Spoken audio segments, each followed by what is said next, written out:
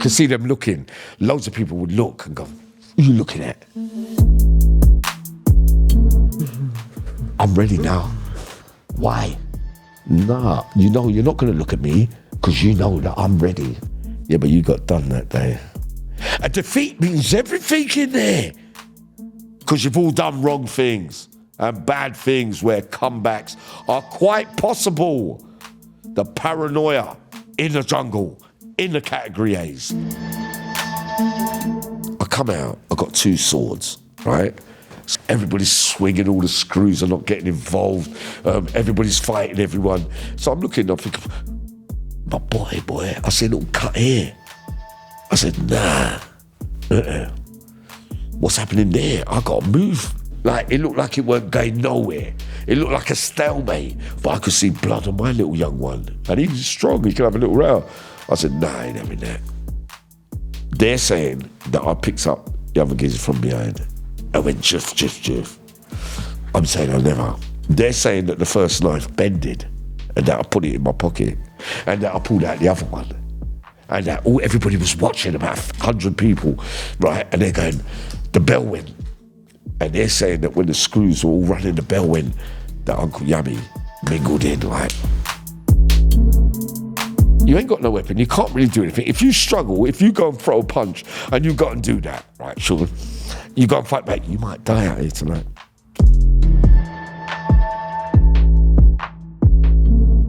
What are you talking about, man?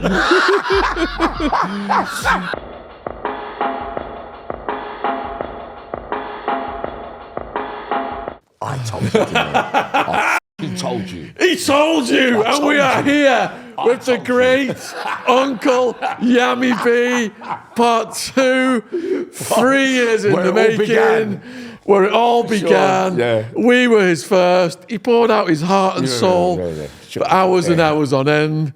Definitely, the art of telling a story is not easy. Nah. People cut long stories short. They don't have the emotion. They don't have the charisma. They don't have the sparkle in the eyes. Yammy's got all of them. He ticks every box. He's a master storyteller. The top psychologist in the world, they said, Yammy, you have to be, because when your body language is on form, I can't find nothing. I said, you know why? Because when I talk to the camera, I put my heart into it. I speak like, the best way of doing it, Sean, I always worked out early on, is speak from, not apart from when I'm people pleasing and lying for a few people, which I would have done when I've been out my box. But Sean, not make me laugh, Sean. When I do that, when I go, you know what, Yammy? Just speak from your heart, man. Nobody cares about being perfect. I don't care about being perfect. I never ever wanted to be perfect. I couldn't have been perfect. At the end of the day, when I got up there and I say, nah, I don't really care, man. Listen, when I catch him, I'm going to fucking lick him down. People ask me all the time. I'm not doing no pretending out here, Sean. I don't do it. It takes too long. You've got to remember what you said and all that. That's why they all make mistakes. Tell so many lies that they're going to go like that, you're going to trip up along the way. Anytime they say, yeah, but Yammy, you said that back in the day. Yeah, I must have been out my box. Yammy's got... I said, judge me now, I'm clean. I get messages. You got to get up early. Yeah, Uncle Yammy, behave yourself. Yammy, 3 years ago, you said that. Yeah, but when I look at that video, it's quite clear to see that I was out of my box. Man, I didn't know what I was saying, man. What are you talking about, man? I get messages all the time. I'm starting a YouTube channel. How do I do it? Give me advice, Sean. I say, look at Yammy B. I sent him a link. Look at Yammy B. Every day he's up there, he's doing it. He speaks to camera. And the wickedest thing is me, you, James, the whole crew knows I gave everybody a chance. I could have had 100,000 followers by now. You and I know that, Sean. The slow journey's going to win if I live. Yeah. If I live, Sean, we've won. So that's how I see it. Part two. Today we're going to be talking about UK's most dangerous prisoners that Yammy came across. Yeah. We're going to be talking about Yammy's most dangerous situations or dangerous situations he was aware of in prison. And then we're going to go over what's happened since part 1. Yeah. We've got to say that you rescued me, Sean, when I was homeless.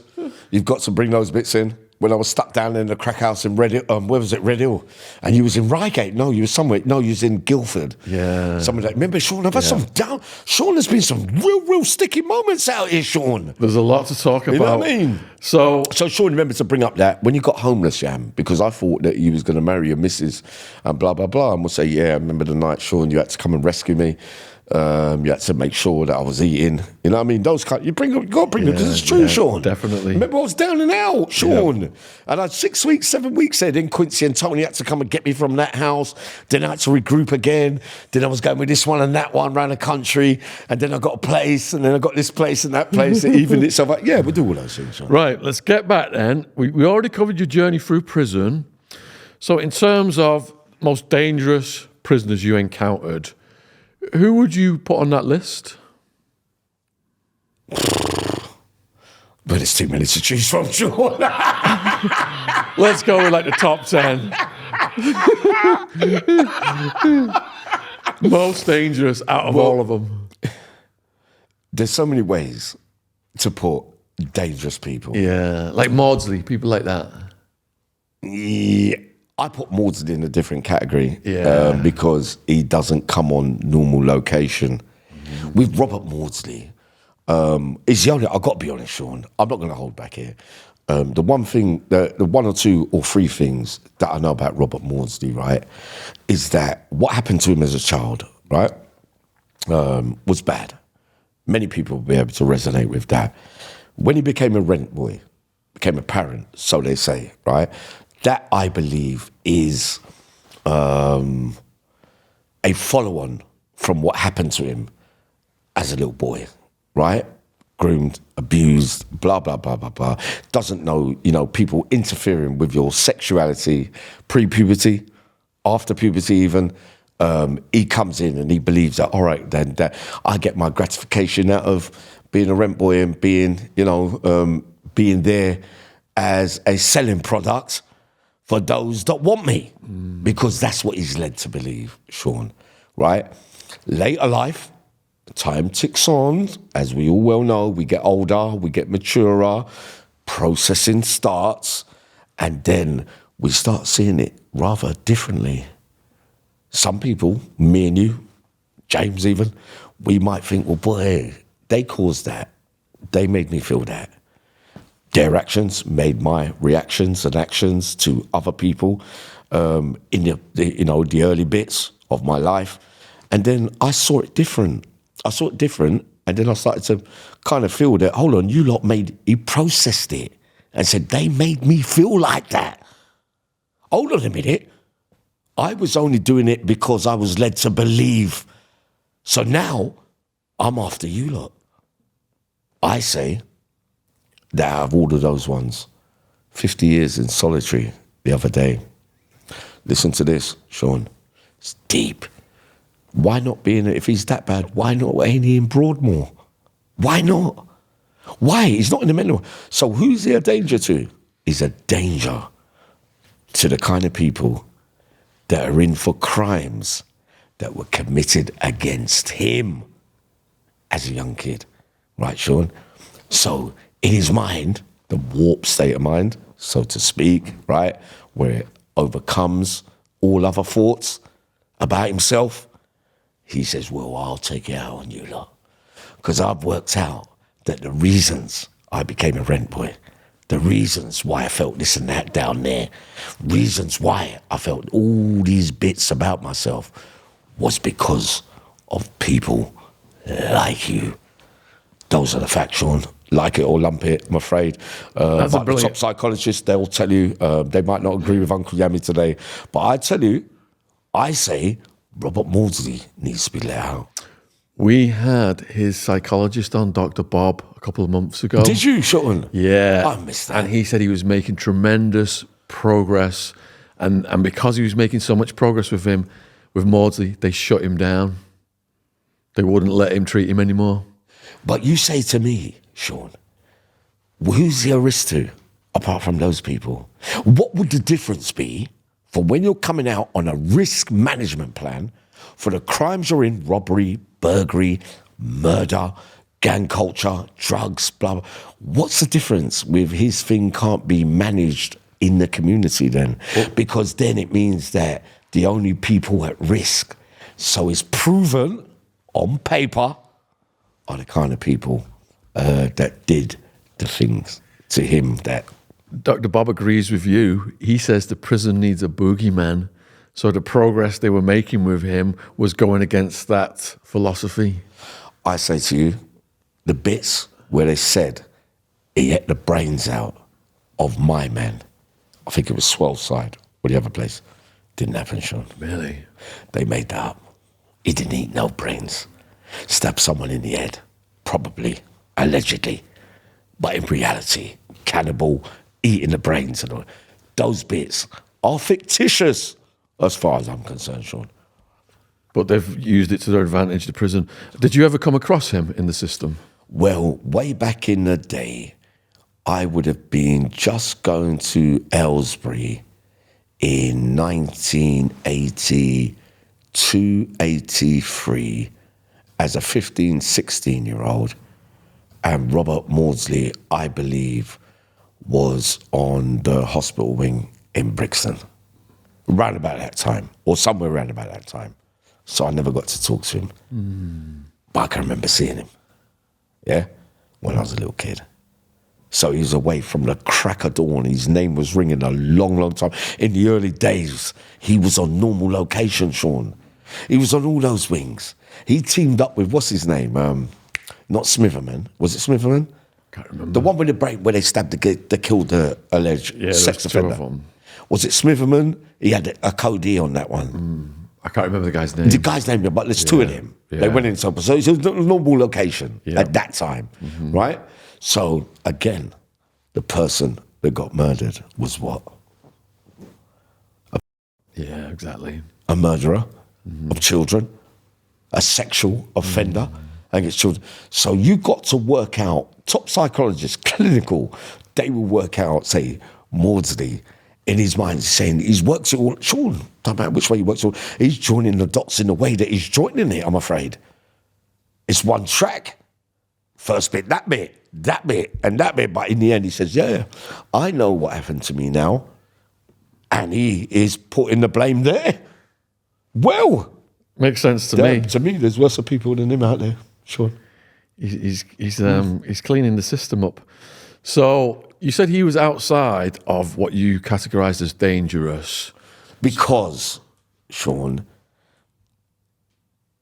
I've got the psychologist, the clinical psychiatrist, mad, bad and sad principle. We know that my case, they classified me as sad due to the upbringing there.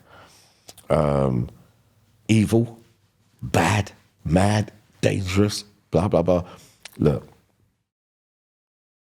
mentally unwell. Robert Maudsley, right? I don't believe people like Belfield, Sweeney, Pitchfork, amongst other ones as well that we talk about on Yammy TV. I don't put them as dangerous. I put them as one-dimensional motives, hatred of women, children, easy targets, cowards. Cowards, yeah. What I class as dangerous men, right? I would put them in the criminal fraternity that I met over a number of years.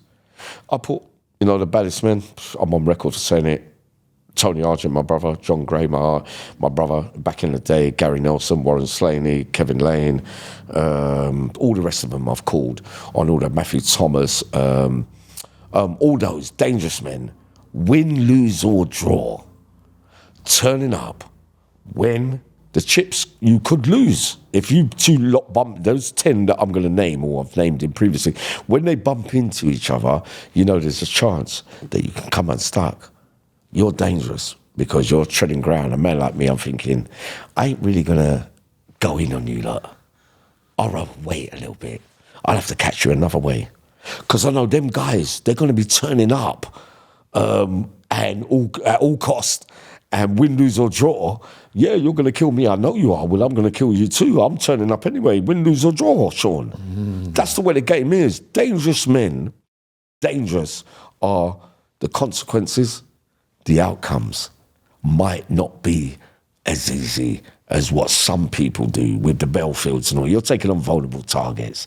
In reality, sexual desires, vulnerable, easy take on, strangle them. You're not going to get much of a fight from the victims you're taking on.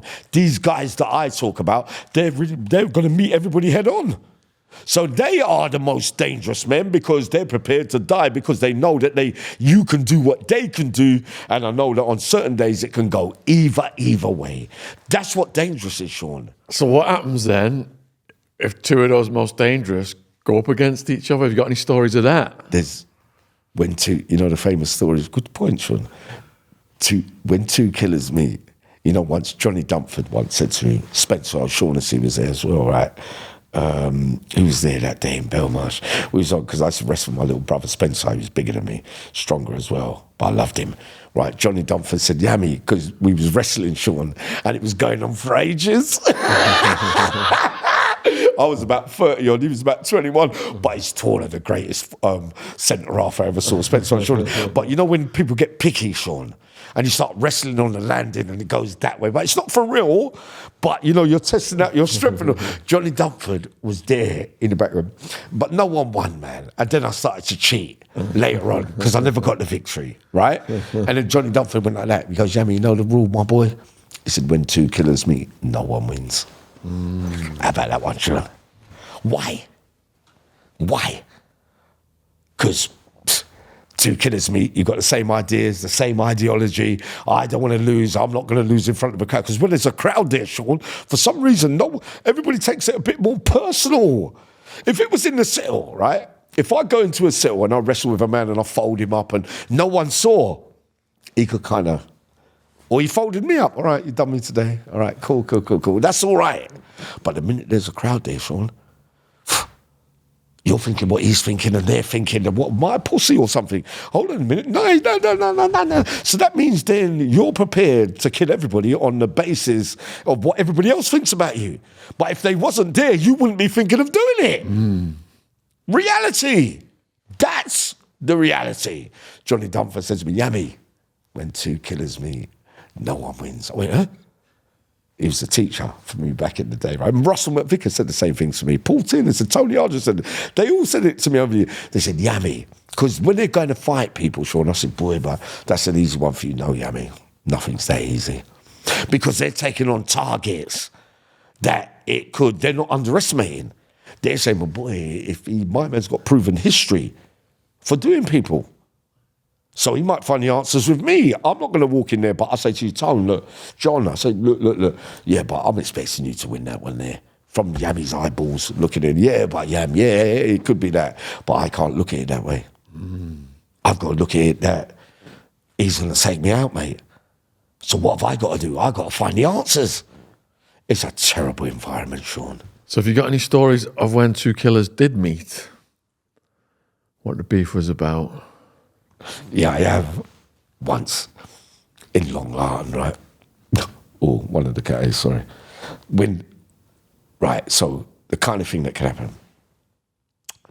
Two men, one from West London, one from Bristol or somewhere like that, right? They catch up. The man from outside London keeps digging out the man from London day to day. He's doing a life sentence, my one, right? So he's got to be careful about his parole. He's got to be careful because anything violent, you're not going to get your B-cat or C-cat or D-cat because he's quite smart. He doesn't really mix in, does his bird easy. Don't want it because he's aware I've got to move correctly in here, otherwise I ain't going to get out. I've been away since I was 20 years old, mate. It's 15 years later now. He's smart, Sean. So much as you can take from a man. Digging you out, people are listening and all that. Pussy, oh. Hey, listen, come down. On one day, he's not having it. Yeah? Two killers, right? So they go downstairs. So everyone's there. It's like the gladiator arena of blood seed. It comes down, Sean. Everybody's watching. God, man, you don't want to watch everybody die and all that. I'll give you a story in a minute. When I had to do, I didn't want no one to die, Sean. Sean, he went like this, look. So they started fighting and all that. My boy from West London I said, nah. If I'm going to go all out, if I've got to make this move here, I've got to make an example so people leave me alone for the rest of my sentence, mate. I'm not no punching bag. I'm not no victim. I'm not going to let you talk to me bad and violate me in public every day. So I've got to stick up for myself, man. I've got to live here. I don't want, because no one's going to think, oh boy, because it becomes a game in those categories, especially in the Cat A, Sean. There's been many times when a man walked past me, he says something, right? He says something, Sean. I might get a last word in on me, right? But remember, I'm probably the wrong one out of all this because I probably owe him, right? So he says something. George Constantino said to me a true thing the other day. He goes, Yammy, I used to do the same as you. When certain people come out certain days and they're looking out the corner of your eyes and they're looking at you, but you can see them looking. Loads of people would look and go, who are you looking at? I learned the art of war a long time ago. When they're looking at me, I go like that. I'm thinking, you're ready today. You're ready. So that means I'll wait till tomorrow morning. I'll be ready then. And then I'll be looking at you. I'm not going to, no, Sean. I'm not going to react just because you're ready today. So I'll put my head down, but I know you're looking. I'm thinking, yeah, you woke up feeling what I did to you yesterday and the day before. We'll do all that. But I'm not looking at you. Because for you to be looking at me in that way, that means that you're ready to war today. I ain't really ready to war today because I've got to go and get things from over there. I've got other things going on. But I'll put you back because you let your hand out to Uncle Yammy. Cool. Everything cool. All right, next morning now, I come out the door, Sean. Now you ain't looking back at me. No, Sean, reality.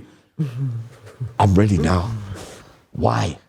Nah, you're not going to look at me because you know that I'm ready the way that you was yesterday. It swings and roundabouts, Sean. You know what I mean? People take those things to bed in those jails. They go to bed at night. Any crossword in that kitchen when they're cooking, education, on the exercise yard, one word, yeah, everybody's walking. You might be walking around with someone and they say, yeah, but anyway, what about that money there? But everyone's like, well, don't let him talk to you like that, Yammy. But I wasn't really too bothered about it until you lot said something. Now you've mentioned it. Now I've got to go back and... It's a sense of belonging, Sean. The moral codes of the jungle, which is a load of bullshit. You know what I mean? That I would have lived by. Imagine I never wanted to kill anyone. Mm-hmm. But you feel like you would have done just so that you lot are happy. Mm-hmm. I'll kill you all then. If that's the case, if it makes you happy, yeah, me killed. But after you've done all that, years later, they're going to go, oh, yeah, I remember that, yeah. It's not really going to matter, Sean. Mm. But at the time when you're living in it, it's very, very difficult. That war that day with my man, right, it became a crime scene. West London guy. Sean, he went like that. The West London guy writ him off. They made it a crime scene. They got all the bits round. The thing was locked up for about 3 to 5 days, right? Blood. They come in, the local police station. It's a crime scene. But the majority of times, it's not in the public interest to get charges or bring that because you're already doing live, big tariffs. It's not really going to serve the public in that way. But they both went. One was injured. You got to live with that. So when you go round in that cycle, Sean, in the categories, when you turn up somewhere else, how I used to look at it, it's not how I look at it now, but when they turn up somewhere else, I think, but you got done that day. A defeat means everything in there. When you got to take a bad word or your ego's belittled and how you put yourself up there in the criminal fraternity and the hierarchy that I was a killer and I was the greatest and I was this and that. When you get a defeat, it's very, very difficult, Sean, to come back from. Was the Bristol guy humbled? He was humbled. And me, I don't really want to say it, Sean, but I would use those weaknesses as a chance to say, yeah, well, because some people recover, most of us, Sean, when we get defeated, we think, yeah, but that was yesterday. That's not today. When I see you again, it could be a different outcome. Not promoting any violence or nothing, Sean. But when you see weakness, it takes over a man when he loses. Unfortunately, being Yammy back in the day, I would have said, yeah. Why? What you saying? Because he knows I was there in his darkest hour. for his moment of weakness, the things that he's going to go to sleep with, the things that I would go to bed with, Sean. Not you, maybe, Sean. I would lie there certain nights. I didn't like the way he said that to me. That one hurt me there. You know what? Next time I see him, it's not going to be that, you know. I ain't really going to have all that. That. I'm going to come back. I'm going to say, you know what? Nah, you're not getting... You know, but other men go like, I got defeated. I lost that one. Everybody was there. Your standard goes down a little bit on what you thought about yourself, unless you can be resilient and come back from those things there. But a defeat to most people, even in big fights, some of the hardest men that ever lived, when they get a defeat, they're not the same people after, Sean. That's what I was going to ask next. So when he got out of medical, the Bristol guy, did you see him again? I saw him in another jail. And was he still acting the way he was, or was he different? No, he wasn't, Sean. Nah, he wasn't. But does that mean that people then were picking on him? Yeah. Because he'd shown weakness by getting beat by the other guy? Right, because he set it, didn't he? He set it up. And you get normally, you know what, Sean, over the years, I normally realise and notice that people that set it and start it are the ones that come and start. You're better off saying nothing. You're better off. I always play that fool to catch wise me. No, I'm not ready today. Nah, man, I don't really feel like it. Because you and I know, Sean, right? You've lived that life, little bits and bobs. We know that when it comes down to the crunch, right? When killer meets killer, the only thing that ever mattered, sadly, in the jungle. That's why I always say I got no remorse for the jungle, Sean. Because all I'm thinking about is, it don't make no sense I talk about it. It don't make no sense I get gassed and start telling him. What matters most is when I see you, all I've got to do is aim for the spot, because I know that in history, you lot never gave nobody no chances. You never, man. Your victims, you never gave no chances. You caught them unawares. You was the one on the front foot. You got rid of them in the way you did. It wasn't a guns at dawn, you know, the pirates. You remember back in the day, Sean, when we take 12 paces back, when you walk that way, I walk that way, and we turn around and we fire and we see who wins. It's not that kind of party, Sean. Right? But in my book, that's the fairest way to do it as a man. Yeah, I saw people put things in motion and it backfire on them. Have you got any stories of that? I got too many, Sean. What's your longest one? We like long ones. Sean, look, a man, right? He comes down, right? So we're in the Cays. Not say it is, but a man is cooking up the fat, the oil, right? He's been going around for the whole week saying, yeah, don't worry, when I'm ready, you're telling everybody what you're going to do. Yeah? I'm going to get my man. No, you ain't got, because you got disrespected in public. Yeah? And you're going to bed at night, but you say, yeah, my time's going to come, but you're not actually ready on all the days you said you was. But one of those days, you might be ready. Many days along my lifetime journey, I woke up on certain days I weren't ready, but that might be the drug cycle. But then when I woke up and I was clean, I was saying, no, I'm coming out to kill you all today. But listen, anyway, Sean, it goes down. He says, yeah. So he's told everyone what he's telling them, right? He's giving it all the gas job, all the talk, right, Sean? And he turns up 7 days later, cooking up the oil on the stove in the kitchen, right? So you got all the brothers in there. You got all the other, all the snakes in there. Yeah, you all right, colour? Yeah. Everything cool. Yeah, really, they're not your friend, you stupid idiot.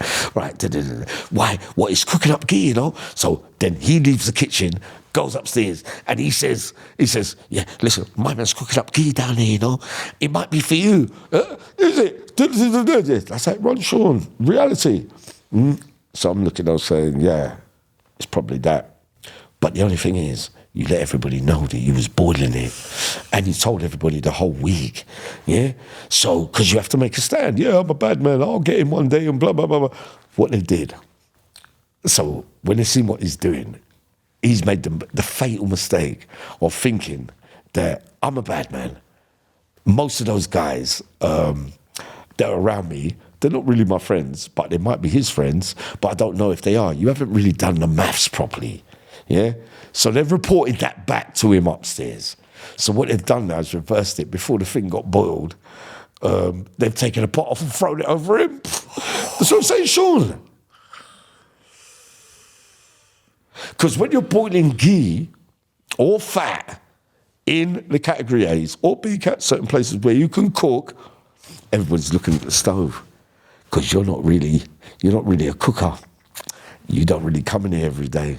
So when they're boiling up the fat, everybody's going to be on red alert. Is that me? What about my thing? There's about 30, 40 people in that kitchen thinking, what, it might be that thing from 40, 100 years ago. It might be that my guy, I murdered him. Their family might have got in touch. Some might be here on me. Everybody's got the same things going on in their mind, Sean Atwood. They're all going there to thinking, is it me? Because you've all done wrong things and bad things where comebacks are quite possible. The paranoia in the jungle, in the category A's. When you lie in your bed at night and you're doing the math, Sean, you do that, look. It might be. I should do it this way, Sean. Might be me. But what are the chances? My man doesn't know that one. That's why intelligence is a big thing, right? When you do all the maths and you got the files, right? So to speak, right, Sean? So you go like that, Sean. So the likelihood, that might not be me with my man. There's a possibility it might be me, so I won't be, you know what I mean? You've got to balance it all out, but you still got to be prepared. Otherwise you're going to get hurt. And hurt he did. They all burnt him up. The screams was there. He run down the landing. The screws were laid. They heard all the screams. Everybody run up there and beat him more with the iron legs, battered him. Everyone was screaming. The screws were standing at the bottom, and he was on the 2, Sean, right? Everybody knows where I am. So he went like that. Look, the screws, 4 or 5 of them. I was looking on the ones. They're all at the bottom of the stairs. Yeah, the bell's gone. Yeah, the screams up there, but no screw went up there to answer any call. Pick up the pieces at the end, get the stretcher, and then go and get him then. Pick up the pieces afterwards. Gordon Bennett, talk about saving lives, mate. So in terms of prison intelligence, how was he at fault? What should he have done? We can't promote the skills, Sean. No, we can't promote the skills. we can't promote Yammy B. We can't promote Yammy B's skills, survival skills. If you were his advisor. If I was his advisor, what I would have done, Sean, no, it's reality when you're in there. You get found out in those places, Sean Atwood. He comes down, I would have said, I do a lot of gamesmanship. Sometimes I would talk, Sean, but I don't really mean it. I might be kept playing fool to catch wise. So I might throw a red herring out. Say like that, go like that. Yeah. To see, come in, Mum, you're welcome. Throw a little red herring out, right, Sean? To catch, see what they're saying back. Yeah, I heard my man was saying this and that. Where's my man? I heard he's gone to education. Where's he in the dental? What, is he in the hospital? Has he gone for a healthcare appointment or what? Yeah, but I don't really know. So then they say, he just popped down to, right, I know where he is now. Because I didn't know. Red herrings, to find out things, right? My way, when I'm serious, Sean, if I know it's really detrimental and consequential to my livelihood and my safety, I ain't going to tell nobody nothing. My view is when you're serious, don't say nothing. Yeah. Got to get the job done. Sean, either you leg it, go on the Rule 43, protection, right, when it's on top for you, or you face the music and dance. Don't show your cards. It's not much difference to the things that you put your victims through, Sean. Many men struggle when it's their turn to face the music, to feel exactly like some of our victims felt at the hands of men like me. And one of those days, when I first come out, Sean, I've ever told you this about when I got robbed? No, Sean. When I first come out, when you done part 1 with me down at Mills, right? Down in, where was it, Kilburn, West Hampstead, when you came down for that 4-hour thing. I was drunk, right? My nephew, Nick, when I had the other channel, It Is What It Is TV, until we all fell out of it, like we all do, Sean, right? So I'm swaggering down the road. Well, after the podcast? Not far after the podcast, like a couple of months, because I wasn't, remember, after a year I was off licence. Yeah. Right? I'm swaggering down the road, Sean, drunk. Yeah. Right? So I'm hitting that bit and that bit, but I'm trying to stand up, I'm laughing, blah, blah, blah. Sean, when I reach the deeper end of the West End of London, I see 3 figures outside this chip shop, right? Young guys, 19, 20, look like me a little bit, like how I used to look. Right, Sean? I locked eyes, I was drunk, Sean, but I thought, you know what? They just spotted something in me. They spotted that I look a bit vulnerable. Sean, we're like that. Imagine that, Sean. That I walked past, I thought I was trying to stand up straight, but I was wobbling, Sean. So before I knew it. And what else happens in that? Burn a saint and altar card in your hands, and you actually take an oath. And what is that oath? The oath is if you violate what you know about this life, betray your brothers, you'll die and burn in hell. It's like Saint is burning in your hands. And do you accept that oath? And I said, yes, I did. Did you meet him, Sinatra? Many times, yeah. What was he like? Great. I mean, I enjoyed it. Constantly be thinking, wherever you go, that somebody one day may tap you on the shoulder It's and exact what they would see as revenge for you breaking the code. I know that that's a possibility, yes. I mean, to me, it would be ridiculous to assume you hadn't. You can't be a mafia captain for that length of time, in charge of that number of people, and not kill people, can you? Well, let me put it this way. You know, it's a violent life at times. And if you're part of the life, you're part of the violence. And yeah, as a captain, I was given an order, told what to do, I did it. What do you think happened to him? There's two schools of thought. He hung himself, or he was murdered. Not only did I spend time in that prison, I spent time on that tier. Right. Because I was in lockdown there. I mean, all those things happening at one time, the cameras are gone, the guards fell asleep. It doesn't happen. When I was in there, they were watching me 24/7.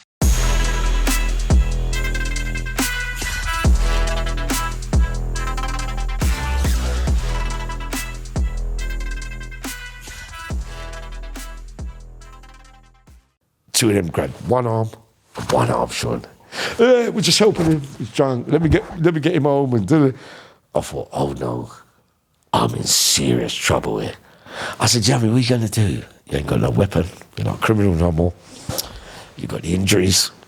What else are you gonna do, Yammy? Good and better. I wish I had a weapon that day. But Sean, listen. So they got me. They're marching me back down the road. Yeah. At the same time as they're talking to me, going through the pockets, and I'm thinking it's a drunk man's trick. When I was younger, I did the same thing, Sean. Oh no. Talk about karma, isn't it, Sean? Deep. So I'm thinking, Paddock, there's a police station there, but I had to leave that. I could have screamed for help. Left that. I could have said, I tried falling down, right? But they're holding me up. But it wasn't working. I'm sure. So I'm thinking, Yammy, listen, you ain't got no weapon. You can't really do anything. If you struggle, if you go and throw a punch and you go and do that, right, Sean, you go and fight back, you might die out here tonight. And you're not really ready. So I'm doing the maths like I always do. Thinking, well, yeah. So what I've done is, we'll go over here. I said, nah, let's go in the middle of the road. So we're in the middle of the road. No one helped me, Sean. I lie down in the street in the middle of the West End, like that. Not one person came to my rescue, Sean. So go like that. So I'm going, but I'm drunk, but I still can see what's going on. I'm thinking, I kind of felt terrified, Sean. I felt like I was being violated. I felt like I was a victim through a few occasions in my life. I felt like I was being kept hostage. I felt like there was no way out. I was thinking, I ain't got a weapon. I'm outnumbered. These kids ain't taking no check out there, Sean. I'm in the middle of the West End, in the street, Sean. And they go, yeah, but anything else? I go, yeah. But if I'd have been the great Yammy B, right? If I'd have had a weapon, they would have come unstuck. I went, yeah, I got something down. So I was playing a little bit. I was thinking, nah, you're amateurs, you lot. Because if I was really serious, if I had a chance, what you got down there? That means I would have had a chance to pull out something, Sean. Half hour, they held me hostage, Sean, in the middle of the road. What? No one came to rescue me. Half an hour? Half an hour in the West End on camera, right? Lost a credit card and my mobile phone, the one that I used to phone you on my first year being out. So when I got up off the floor, I was thinking, right, so now you got to walk home, yeah. No money, no card, can't phone no one. You're just being robbed the same way that you robbed everybody else for all those years. You know what it feels like. But you know what, Sean? I felt kind of cool. I thought, you know what, Yammy? Good for you. Now you know what it feels like. I was realistic, Sean. I was thinking, you know what, pussy old, but if I ever catch you again, but in my mind I was thinking, no, I'm not going to get the ump over being violated, Sean, because you spent your whole life doing that, right? So when I was walking up back to Mel's End, right, where you interviewed me the first time, I see sirens, blue lights, flashing past me. I was thinking, looking like that. Because I'm thinking, where are they going? So I carried on walking, Sean. Walking, about 8 minutes later, 10 minutes later the most, right? The same police cars were coming back the other way on the side of the road that I was on, right? They all pulled up next to me. Hold it there, please, sir. I said, yeah. So I started walking towards them. They said, listen, we saw on camera that there's a possibility that you might have been robbed, right? I said, He pulled out a card with my name on it, Samson, blah, blah, blah, and my mobile phone, which was a Galaxy at the time, right? I got an iPhone, right? Sean, I said, yeah, that's mine. I wanted the phone back, Sean, because I didn't have no backup, because I didn't have nothing on program or anything. I said, yeah. He goes, could you escort us to the police station? I said, no, I can't. He goes, well, you can't get it back then. I said, well, I can. I said, but leave it, because I ain't going to no police station. Because obviously, they've seen what they saw on camera, gone down the road, it's West End, that neck of the woods, and they've stopped and searched them, and they've got it in their pockets. Right, Sean? So I walked back up. Boy, when I got home, Sean, same house that you came to, when I got in, she said, what are you doing coming home so late? I said, no, I lost my phone and my credit card. Because you liar. Another lie. Been doing all this and doing all that. I said, nah, I lost my things. I haven't got it. Where? Search me. I haven't got them. 4 o'clock in the morning, right? I'm sleeping. She wakes me up. My missus at the time. She says, yeah, Samson. Yeah, the police from West End Central have just rang, right? Or West End, one of those police there. They said, yeah, could Yammy or Samson or you come and get his phone and card? Because it's on camera, blah, blah, blah. I don't think they got charged or anything, sure. I said, listen, I'm not going to no police station to go and do anything, right? So my missus went down there and got the phone, right? And the credit card. She goes, oh, yeah. Oh, it's the first time you ever told me the truth. I said, all right, cool. Everything cool. Just letting you know. But the moral of the story, Sean, is that I felt like a victim. I felt like I had no choice. For the first time in life, I didn't have the answers when you're challenged. But when I looked at him, I said, but ain't that the way that I used to behave?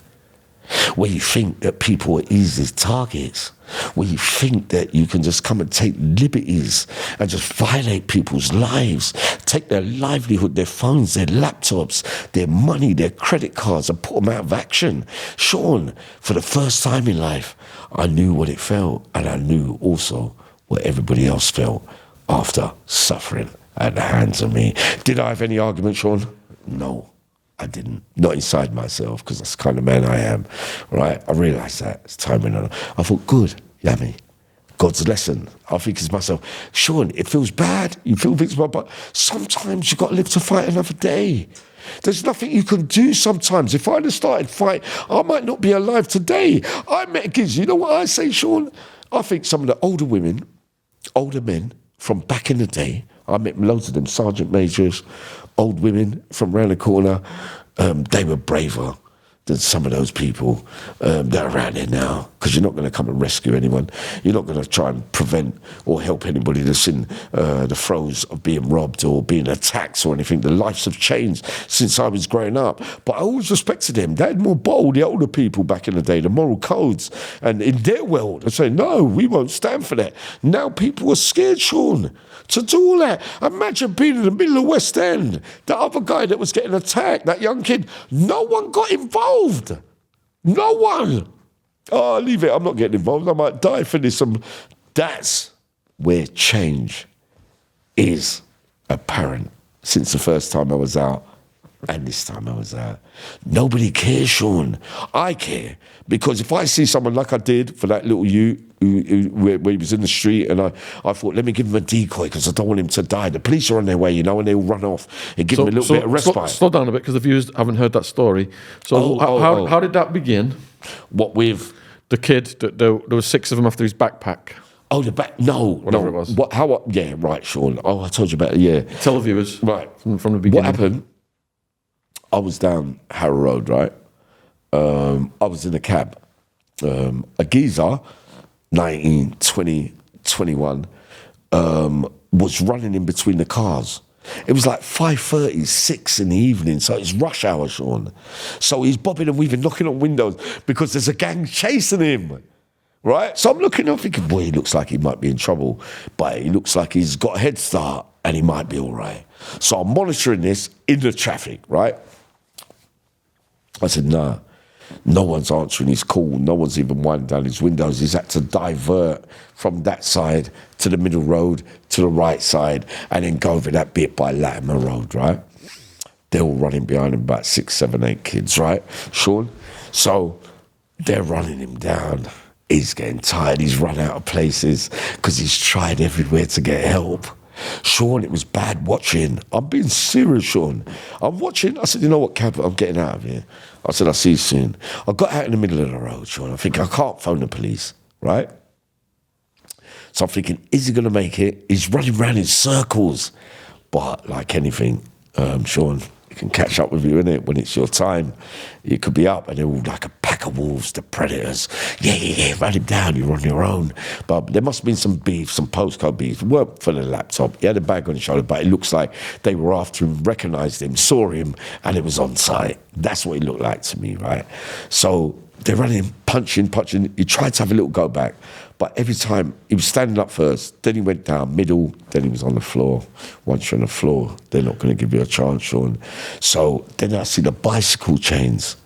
They started to lick him with everything. So when he was trying to fight back, I was thinking, hold on, that lick, his hand went, and then it felt like every blow, it looked like the end was near, if you get what I mean, like in a boxing arena. But only the violence was really, really extreme, Sean. I was thinking, every blow was hurting me, right? So I thought, what can you do, Uncle Yammy? No one's done nothing, right? Well, as far as we know, no police have come yet, nothing like that. No one's thrown out their cars. The geezer's running round for the last 10, 15 minutes. All of you are saying, go away. No one wanted to know, Sean. I walked over. I went, think of something, Uncle Yammy. So all the kids are beating him, packables, violent, pussy. And I was like, yeah. I went, yeah. I just saw one of them, the police are on their way, you know, like that. I drew that card. They went, yeah, blah, blah. So they all started to leg it. So I said, yeah, all right, thanks. Started to run. I was hoping that I saved his life, Sean. I was, Sean. I was thinking, boy, did he or didn't he? I didn't stay around, Sean. Didn't stay around. I just went back my business, went round RTP's around the corner, and I was thinking, boy, did he live or didn't he? But I didn't hear nothing the next day. It might have been that telling moment, that might be, but when I was getting robbed, no one does, but it was just a sign that this was all in the first year I was out, Sean. So I'm trying to say to you. Were there any situations in prison where you saved people? Yeah. Any long stories? You know, there's Sean, you know what makes me laugh, right? I couldn't have been that bad because I saved a lot of people, mate. I got flack for it. I got slaughtered for it. Even the prison staff, even blah, said, yeah, just leave him, man. I know. But if he looked after me at some stage, I always feel like I've got to try and make sure. You know what I mean, Sean? It was my job, wasn't it? Make sure, leave the wing. Tony Argent dropped one of me the other day, right? Sean, it's the funniest one I ever saw, Yam. I said, what was it? He goes, you took the 8th gear of someone. I said, yeah, I'm going to kill him, yeah. All right, I'm going to cut him. What do you want me to do for that 8th gear? What cut? Nah, all I want you to do is stripe him that way and stripe him that way. Yeah? I mean, all right, kiss the gear, I'll go and do it. Yeah? Go down there. But I saw the geezer had looked after me from Manchester and Liverpool, another one, right? Sean? So I was thinking, yeah, but he's looked after me before. I was like, I don't really want to do that. I said, listen, someone just paid me to kill her. The best thing you can do is leg it. right?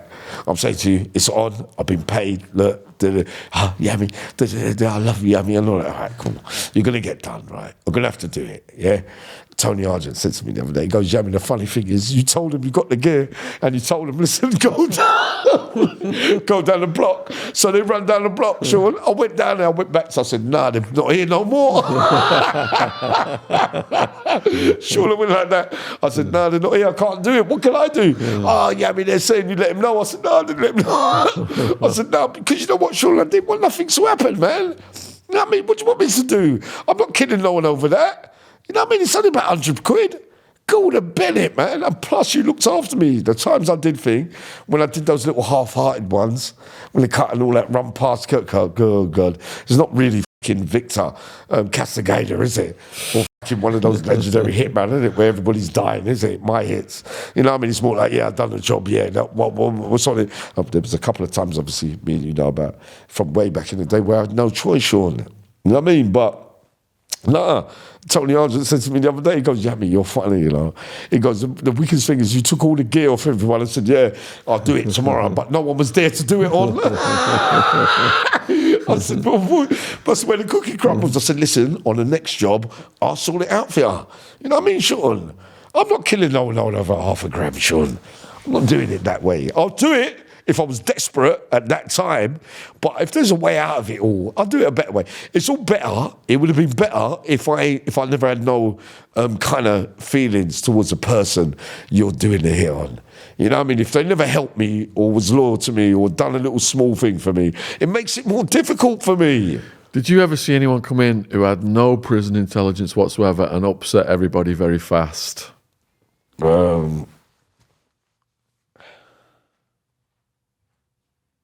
Just like a pure train wreck about to happen. Nah. I was thinking of Lee Cassidy, but Lee Cassidy was a big name. I think he's from Liverpool, you know. I thought he was from North East at first. Lee Cassidy knocked it. Nah, he was known though. Andy Shackler, all of them, they was known. But, yeah, Coventry's David Bowman. The things they say about him. Yeah, but you could see that David Bowman is really, really serious. But he just doesn't act it. He just doesn't do it until you say, I'll tell you another one, Irish. The fighter, Thomas Mullen. The king. Another one. But he could fight. But they don't throw their weight around on the wings. Dave Bowman, I never spent a lot of time with Dave Bowman, but his proper staff on all the big names. They rate him very, very highly. Sean, once you start on him, you're going to the boneyard. You are. You know what I mean? He's thinking, you know what I mean? They're thinking, boy, but he wasn't really on the front page, so to speak, right? And Thomas Mullen, obviously for his boxing skills, Irish, blah, blah. There's a lot of people that believe that, Tony Argent, John Gray, there's a lot of people, Kevin Lane, Warren Slaney, they all believe that it was Thomas Mullen that might have been Phil Curry, rest in peace, the prison officer, we love Phil Curry, right? They all believe that, in fact, it was Thomas Mullen that might have been the greatest of all time for fighting. But you're not really going to win nothing there, Sean. He's proved it in all departments. But between me and you, I struggle to believe when I look at certain people, but I've got so many I look at, Sean, that I don't think that he can be beaten. I don't think that really losing is, you know what I mean, is a feature. You know what I mean? That you think, well, hold on, but you know when you know these characters, you're thinking, oh, God. When you're looking at John Gray, you're thinking, oh, God, I don't even really want to be there. Slaying. They've got to be there until the day they die. You know, at that time, when they were living that life, you're thinking, you've got to go in there, you've got to kill them. And you think about Tony. I think about many of those along the way. Sean, I think, you know what? When I lied on my bed, Sean, I thought, you know what? I ain't coming out tomorrow. I just don't want to be there when they get into their little argy-bargy, because I know when two killers meet, anything can happen. I don't want to know, mate. I don't want to be... Ian Blink MacDonald said he teamed up with Slaney.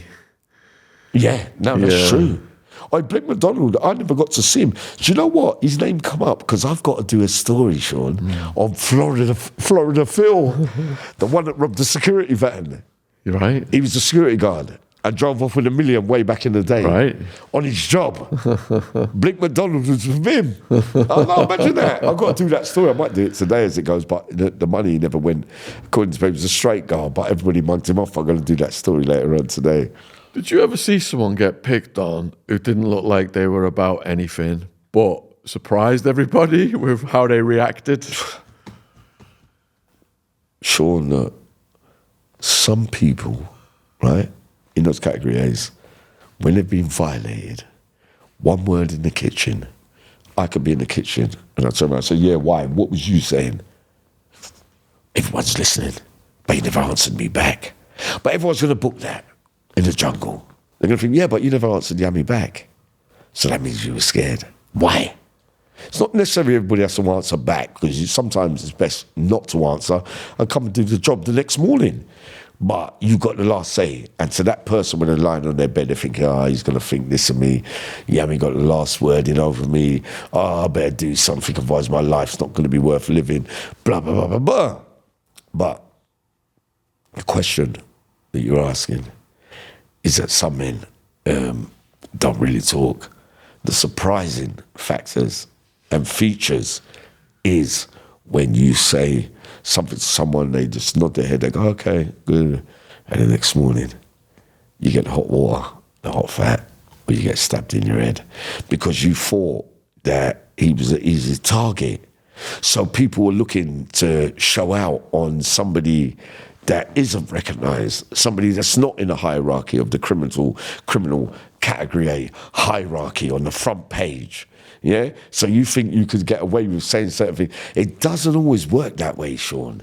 And you would come unstuck, which is why I don't underestimate no one. I never did. Because I'm thinking, nah. I went through those things as a kid in jail, where I underestimate people and I got a black eye and a fat lip because I went up and talked first and got bang, bang. You learn from those early bits in jail. You think, next time I go to fight anyone, I'm not going to talk it. Let me just go up there first and throw punches or do what I got to do. Otherwise, you're giving somebody, when you go like, yeah, what you saying, you're giving somebody the opportunity to swing at you first. It's not me, Sean. It's who dares wins, I believe. And if you're serious, you're serious. But I've seen that on many occasions, Sean. There's just some major upsets. And people, you know what they do? People in the category A's, when they're doing a long time, they're a bit bitter, some people, because it looks like they're not getting out at certain times. You've got a 25 rec at that time. A lot of them are out now. But then they turn back, Sean, and they go like that, look, when it's a face that gets done, in the morning, go, yeah, but he shouldn't have picked on him, man. He shouldn't have said that to him. He shouldn't, serves him right, man. The man never done nothing to him. He should have left it and did it. And then that gathers momentum, and then your reputation goes downhill. And people, yeah, but he got done, man. He got you. Because people always want in those establishments where they can call on when they lost and they feel violated. What they have to live with in their cell, I lost a row, I got stabbed, blah, blah, blah. They want to see others around them suffer the same fate. So I say, I'm not the only one that got done. He got stabbed too. It didn't happen to you. It can happen to anyone, you know what I mean? But people take things too personal. I'm always of the belief that you've got to learn to take what you did to everybody else when it happens to you. You're not to cry, Sean. You're not to cry. You know what I mean? You know the rules, man. You said you've seen the unexpected happen a few times. Yeah. Have you got any stories of that?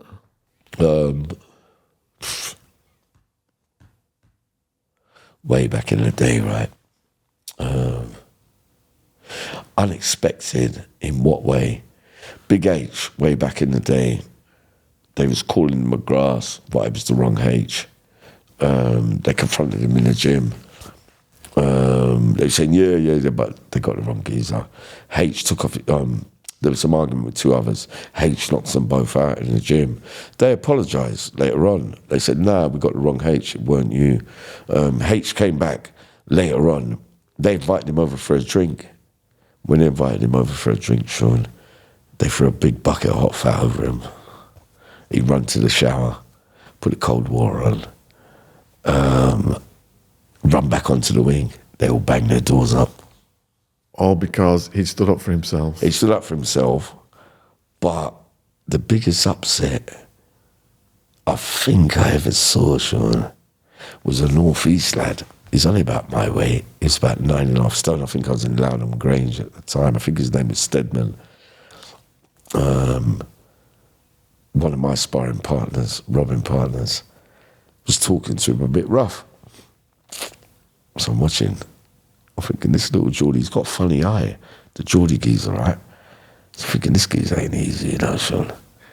Thinking, yeah, he doesn't. So my friend was putting it on him. Everyone was smoking gear at that time, right? So he's gone in, because in Loudon you can eat at the desk when you go for dinner, right? There's little chairs and tables, right? He's got up, said, who are you talking to? So I'm looking, I'm thinking, no, you're stuck there. He just went bang, bang, bang.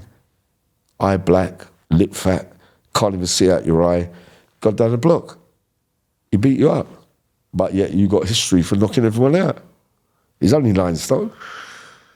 Should. He comes back to my cell afterwards. My friend ain't never come back up again. Wrote me a letter. He says, no, yeah, I felt embarrassed and shame. Sorry I didn't come back up. I said, oh, don't worry about it, colour. But the little Geordie guy came into my cell. He said, yeah, I'm sorry I had to do that, but I never liked the way he was talking to me. I thought, oh, okay.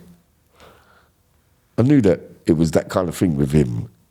I would have been able, because I'm not really on the bully boy thing. I'm more on the thing, yeah, well, you say, like, I'm listening because you're a soldier as well. So I'm thinking, nah, you're game. You prove it, you're game in certain situations. You knew before just from looking in his eyes. At him, but my friend is more, hey, your chest too big. You know what I mean? You're thinking that you're the king. No. I believe I could beat you, but it don't really, that's not what the game we're playing, though. When you take off your top, it all looks big and muscly, and they think, wow, look at the size of him for the people that, you know, prison's a funny thing, Sean. You know what I mean? When you get a left and a right and all that, them myths and legend things can be put to rest like that. And you're only one or two right hand away from game over. I was here. Yeah, but you're talking that he was the greatest and he done him, but I saw him and he got done. And he didn't even fight back. I said, yeah, I know. Where I was, there was a skinny kid that used to get picked on periodically by a big guy who would come in and not know the story. And he would just knock them out so fast, they'd shit themselves on the spot. Sure. And then the gang leader come out and make the guy, when he woke up, clean his shit out and roll up and get gone. It's mad, isn't it? Sure. Yeah. There was a geezer called Thomas O'Rourke, right? He was from Brixton. He escaped from Brixton prison, right? There's rumours that he was having an affair with a probation officer. He went to Ireland, and he was one of my boys from way back in the day. I don't know how true those other little bits were, but there was a story that he got over the wall at Brixton prison, right? And he's little and small. He's only about 9.5 stone, but he's for 100 punches a minute. But he couldn't read or write, Sean. He's dyslexic. So in the mornings, he don't really talk to no one. He says, Yammy. I said, yeah. He goes, Yammy, help me fill out this form and that form. So I'm looking at him. It's a bit temperamental, you know what I mean, Sean? I'm looking at him. He goes, Yammy, but what does that mean and that mean? I said to him, look, Thomas, look, it means that and all that, right? Do all that and all that. Because he won't go and ask anyone. Because he'll get frustrated over not being able to make applications and be able to communicate and engage with staff and all that. So he's thinking, I'm not going to ask him. I'm not going to ask that one there. Who do I go to? I got Yammy. I'll go there. Yammy will do it for me. But I could read him. He was involved, allegedly, in the Parkhurst riots, right? Not the riots, but there were some disturbances. I don't know him, but I know that he was there and they beat him up there afterwards. It's that famous story in Parkhurst where that Mr. Roper went to court, ended up in a wheelchair and all that. They mashed him up, but they were taking photographs of people's walls, like doing, like, you know, your LBBs in the morning, Sean, you know, like where you'd come on induction wing in Parkhurst, right? It was A-wing, I think, at the time, right, Sean? You go in and you're doing cell by cell to check pictures, escape routes, blah, blah, blah, blah, blah. So he goes back, he goes into a couple of cells, right? A few names there at that time. Can't really call because everybody got not guilty. Right, Sean. So he goes in, he goes, those pictures shouldn't be there because you've got to be able to see the back wall so you're not escaping. He rips them all off. Your son's mother, your mum, your auntie, rips them all off. Yeah, put them up on another board. Don't do all that. But you're talking to certain men that really take violation really, really hard, right? So they wait. Yeah, you violated me. You know what, Uslot? We're going to get you tonight. We're going to come out and we're going to mash all of you up. Yeah, which you can do. The only thing is, afterwards, you might not get away with it. The likelihood is you're not going to get away with it because they got terrible beatings after that. So they went down, right? Association came, allegedly, Sean. They came out and took them all. Took the staff on duty, mashed them all up, got that little dog, the one that was picking off the photos on the door, right? Locked off, 3-4 hours, barricade, everything's off, Sean.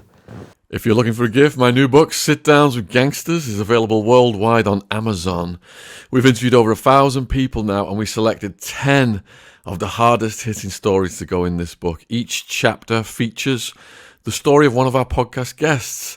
Those stories are Shane Taylor, Knife Maniac's Redemption; John Elite, Mafia Hitman for the Gambino crime family; Joey Barnett, 35 years in UK prison; Ian Blink MacDonald, £6 million bank robber; Chet Sandu, Asian smuggler in Spanish Supermax; John Lawson, the hit team commander; David Macmillan, international smuggler's Thai death row prison escape; John Abbott, San Quentin prison shootout and escape; Michael Francis, Colombo crime family capo portrayed in Goodfellas; and Wildman, English enforcer in Arizona prison. Link in description box on YouTube, available worldwide on Amazon. Also, my next book, Untouchable Jimmy Savile, is getting published in December 2023. So check that out as well. It will be available worldwide on Amazon. Thank you for listening. Cheers. Imagine that. But when it all died down, go back to your cells, Mufti, Shields, coming, they know who you are. Bring it down the block. Everybody could hear nothing but screams in those blocks coming into the cell. It hurt, Sean. Some of those beatings, right? Everybody ends up in court, they get not guilty, right? Because it wasn't those ones. But he ends up, one of the prison staff ended up in a wheelchair. Turns up in the Isle of Wight, in a wheelchair, Sean. Wheelchair, yeah, they done it. Yeah, what about what you done? Because I know you, and you was always like that. You're 9 stone wet, with a moustache, and you're standing up with those evil dark eyes. You know, it remind me of, Sean, you know, in the Green Mile, one of those prison officers that just want to start, and he's so, you know, you can lock him out, right? And he's looking in your eyes, right, Sean, and he's going, listen. And I'm thinking, you're such a pussy, old boy. You don't even know you're doing that. You've got all the army behind you and all that. But you're doing all that. Right, Sean? And you're looking, but he's fixing up his face. Look what happened to him in the end. You know what I mean, Sean? I remember looking at him one day. I was thinking, one day, if I could just get him. But I didn't need to. Because in the end, you was the master of your own downfall. Yeah. So in an environment where anything can happen, you could pick on someone and there could be lethal consequences. Yeah. Why do men want to assert themselves over other men in that environment? Good question. Look, there's a hierarchy. Depending on your status in the criminal fraternity, the hierarchy on the streets affiliated to certain gangs and non-criminal gangs in folklore that go down in history from areas, knowing this one and that one, executed this, executed that. You get life for those kind of crimes where there's big names involved in the gangland, gangsterism, lifestyle. Everybody hears about you before you turn up because your name has been getting called for years and years and years. So you're thinking, I'm him, I'm Yammy, I'm Tony, I'm John, I'm Kev. You know what I mean? You just goes on, so you're thinking, yeah, that's me. Yeah, I'm a hitman. I killed that. Yeah, what? Not that they're saying it, but that's what your crimes are alleged to be, right? So there, Sean, what happens? People go, yeah, that's my man. So they want to get to know you. So you become a little bit more untouchable than the rest of. But don't worry, those guys knows that you'll be challenged at some stage. But also, the best of the rest, when you're in there, like certain men, most men will take certain talk of the big dons. They say, listen, leave that one today. You got beef with Yammy. So drop that out, right? I'm going to get you back on another thing. We'll sort that out. Yeah, all right, I'll leave it. I don't like Yammy, but, you know what I mean? I'll leave that because it's a little bit low level, small. It's only owes this, that. You know what I mean, Sean? There's levels to this thing. So I might be bad, reckless, chaotic, a madman, but when people I'm doing these things to, they're looking at the bigger picture. I don't mean they're not harder than me or badder. What it means is they're doing the rest. Yeah, but I can't make a move on Yammy because if I do that, that bit might come from there and that bit might come from there. Not that I was really looking at it that way. I was thinking if you come to me anyway, but it's how they look at it. You know what I mean? People got to be, certain people, most people come to prison and they're on their own, Sean. And in the jungle, they're not really doing the maths institutionally. They're saying, listen, I am what I am. If you want to have a row and all that, we'll go outside and have it. But that's not enough to keep you safe in the long-term environment, Sean. It's not enough. You're going to need certain skills. A lot of people put up with my shit because they thought, yeah, but he's got that bit blocked there. That means if I go there, he'll get them locked down on that bit. There's a lot of features that go with the jungle, so to speak. So you're saying in this jungle, your reputation morphs into your identity?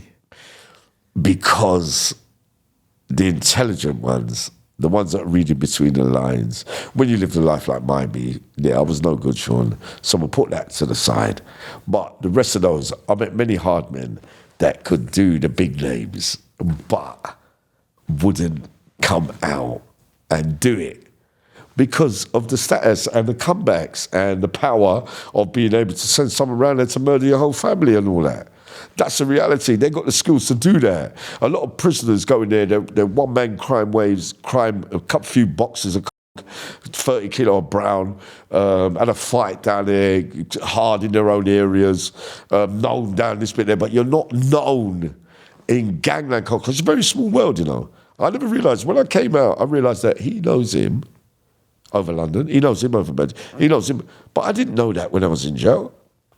Everybody seems to have joined dots at some stage during their criminal careers. Yeah, I know him because he knows him. He knows him and I know him. And I know it's too easy, Sean. And they say, no, drop that one out. You know what I mean? Because people got their own, they're thinking, nah, I won't go. Nah, because I know it. You know what I mean? That's the way it works, Sean. Even with the big ones then, who could wipe your entire family. Wipe you all out. Is there the odd loose cannon who just has to go up against them because they're a big one, and if I can take this big one down, I'm going to become a big one? Do you see any of that? Well, many have tried, Sean, but they're not here to tell the tale, are they? I mean, if you look at Essex, I mean, you know, you look at certain things and you look at over a long period of time.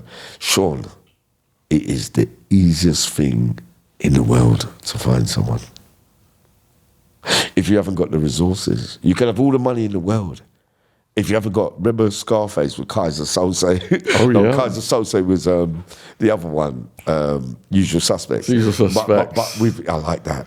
That was there. That reminds me of someone else. Oh, but Sean, in Scarface with My Man, it's as simple as that. What's his name? Sose. What was his name? Scarface? Yeah, but Scarface has got the balls. He'd be a bit like me. I'll get the machine gun. I'll go up there. I'll spray the whole lot. But when it's organised, when they're going to bring the troopers in, when they're going to catch you sleeping, when they're going to catch you thinking, where there's no way out for you, you haven't got the resources, you've got the balls to do it on your own. Those guys have got enough there to shut you down for good. So the big ones are kind of like a brand. It's a brand, and they can't risk the brand name going one-to-one, but they've got the soldiers who'll just wipe anyone. But because it's organised. Yeah. Because they say, listen, don't worry about all that. He run off his mouth. He run away with that. He called me this, called me that. But listen, you won't be getting away with that. And that's why there's so many bodies that have never been found and things like that. Because you got away with what you thought you got away with. But in reality, Sean, we get rid of you. No dead man gets to tell the tales. So the big ones then, because they're so formidable, if there's two rival big ones, for example, in the same prison, is there street beef squash because just so they can get along? No, it's a good question, Sean. Because when I've been around the top front pages of true crime history, and I'm on all sides, and everyone wants me on their team. So I would look, I'll go over there and go, yeah, you with him over there? You know what I mean? But you're not going to say nothing to each other. You could be competitors and still say hello every morning. It's not really that kind of thing. The real big dons don't really argue out on the landings and all that, Sean. Just go, yeah, all right, cool. But if you make a move in prison on one of those, few of those guys that I know, you will not live to tell the tale on the outside world. You will not, Sean. You will definitely be wiped out. They're not taking that kind of violation. Their egos are too big. They don't see it like that. The real big ones, right? Manchester, Liverpool, London, Birmingham, Leeds, they sit in the background, but they won't mix in. They'll say hello. They'll have relationships with me. Yammy, come here. Listen, that, because reliable, Yammy, get the job done. I'll keep with Yammy. I love him. He loves me. The most important thing to those guys was loyalty and love. And if they know that you'll die for them, and they know that, that's the most important thing. They got all the money in the world. They could dictate everything they needed to do in those places. They don't feel the need to do it. They don't really want to be in prison, Sean. They weren't meant to get caught. They just want to get back out. But many over the years, it might seem like you got away with things in prison 10, 15, 20 years later. It don't matter. Certain men don't. Me personally, I've got loads of things I think, I lost that one. I got vibed. I didn't like the way he said that. I'm after him. I'll wait till I see him. I'm not going out for him. You know what I mean? It's not that valued at that much. But certain men, Sean, even if you told them to F off out the window down the block and everybody was listening, later on in life, they won't have it, Sean. So, obviously, without naming any names, have you seen any big ones fall in prison? No. No. No. No, why not? They've managed to maintain. No. Because if you're talking about the big ones, there's people that will, before they get to you, they won't. Because if you're that big, the most smart ones and the big ones will make sure there's the love. And if you love that, but I love loads, and I'll go out there without you giving me anything, I'll say, nah, I'm doing that for him. Never liked the way you spoke to him there, because if you speak to him like that in the dinner queue, right, he pushes in and he says, oh, hold on a minute, mate. I was there before. Oh, shut up. I don't know who you are. Don't know who he is. Nah, because when you don't know who someone is, you might think that you could get away with it. But for me, if I'm standing there and I'm a lieutenant and I'm a soldier, I'm thinking, hold on, the big man is expecting me. No, he's not expecting, but he's expecting me. Listen, I ain't having that. Who are you talking to? You're talking to the general. I think I'm going to kill you. So I mean, Sean. And that gets me up because I'm thinking, boy, you know what I mean? What does he expect? You know, because I was always good with a general. It's like being in the... It's the same thing, Sean, with the soldiers. What about, though, the challenge from new generations of gangs that have a different moral code and are more lethal, and they perhaps view the old school as targets? Do you... So when they come down in category, the older lot, right, they got the money, access, prison officers bringing in phones, drugs, giving it to the youngsters to put out, blah, blah, blah. So they have a little surrounded team, or majority of the time, the big lot do their bird when they get down from the A's to the B's to the C's. Keep their head down. Don't talk to no one. And people say, yeah, the kids, someone like me will be there in the jungle with all the kids, like on the last lap, Sean. So I'll be in there, I'll go, yeah, Mike Man's heavy, you know. And then, yeah, I've never heard of him. You know, no one. But they're smart enough, a lot of the kids, to go, yeah, anyone that can find them and has got the skills to get them back at another time, they still will check themselves, Sean. Most of the time, they think the postcode thing, yeah, we'll run up, we know where everybody is, it's our age group, it's our war. I had that big, on the last lap after the 13, when I got the 8 and I did all of that, I was in there. Remember that day when all the kids, I had both guns, I had a sword there and a sword there. I went on the yard in High Point, right? Turned up, a couple of them I robbed back in the day. They was there. They was on the induction wing. It was opposite 3 and it was over 4. So I was thinking, looking through the window every day, I'm thinking, I know you ain't seen it for 18, 20 years. You got loads of money. You're on the yard with all the kids, 20 of them, 25. I could look through the window. I could lip read. You'll say, no, go again. There's a geezer over there called Yammy. And yeah, back in the day. And all the kids were going, oh, no, not Uncle Yammy. Dad, I've seen him do that and do that. This is the last thing we wanted. I was the wrong person for you to give them the hit to do, because I'd already been there a little period of time and I was in the thick of it with them, and I knew how to manage them. So when he called on them, like, I came out in the yard, right? I had the hat on with the towel around there, and everyone was out there. It's 100 people in the yard, Sean. The geezer went like that. He looked around. He goes, "Don't tell me Yammy's out here now." They went, "Yeah, he is." And he looked behind him, had the towel around my with the towel. He said, "Oh, this." All right, Sean, because they know what it means with me at that time. So when we went in, Sean, right, I said, "Yeah, all right, I'm going to come for you because you're trying to get me killed, but I was in the wrong with you. I'll leave it because I took liberties, I let you down, but it wasn't in the way that you tell everybody, right? But still, I was wrong, Sean." So I turned up the next day. I waited about 3 days, right? They was all waiting. All the pressure was on me out the window. Every month, someone turned up from back in the day, Sean. From all the things I ever did, they were all coming at the wrong time. I turned up on the yard one day with a donkey jacket on. And I turned up in the middle of the yard. All the kids was there, East London, North London, Canning Town, Mozart, Labrador, Brixton. And you know, there was Ray, Uncle Yammy, the kids. Because I never asked the kids to do nothing for me. A man once said to me, "Yammy, you're not meant to be doing things for the kids. The kids are meant to be doing things for you." I said, "No, I never asked nobody to do nothing for me," right? So that's why the kids love me, right? Because you know I'm childish like that. So when I turned up on the yard, sure, they was watching the kids, you know, they love all that. Unfortunately, they're not listening to the gospel, the Bible's gospel and all that, the kids. I can't walk around saying, "Listen, stay away from crime, I've wasted my life." It's not that kind of environment, Sean. The only thing they respect is if you're violent and doing the job properly. So I went on the yard, I called it on with all of them, all the rest of them, and all the kids, they took all the backup that they fought, all the big dons had with the kids. All the kids turned around the other way and didn't want to know, Sean. So I come out smiling on that one day. I said, "Yo, listen, what are you saying? You ready?" They put their heads out. "You didn't want to know. You're bigger dons for me." Those are the facts. What happened, there was something happened after that. Well, I think I told you about last time, Sean.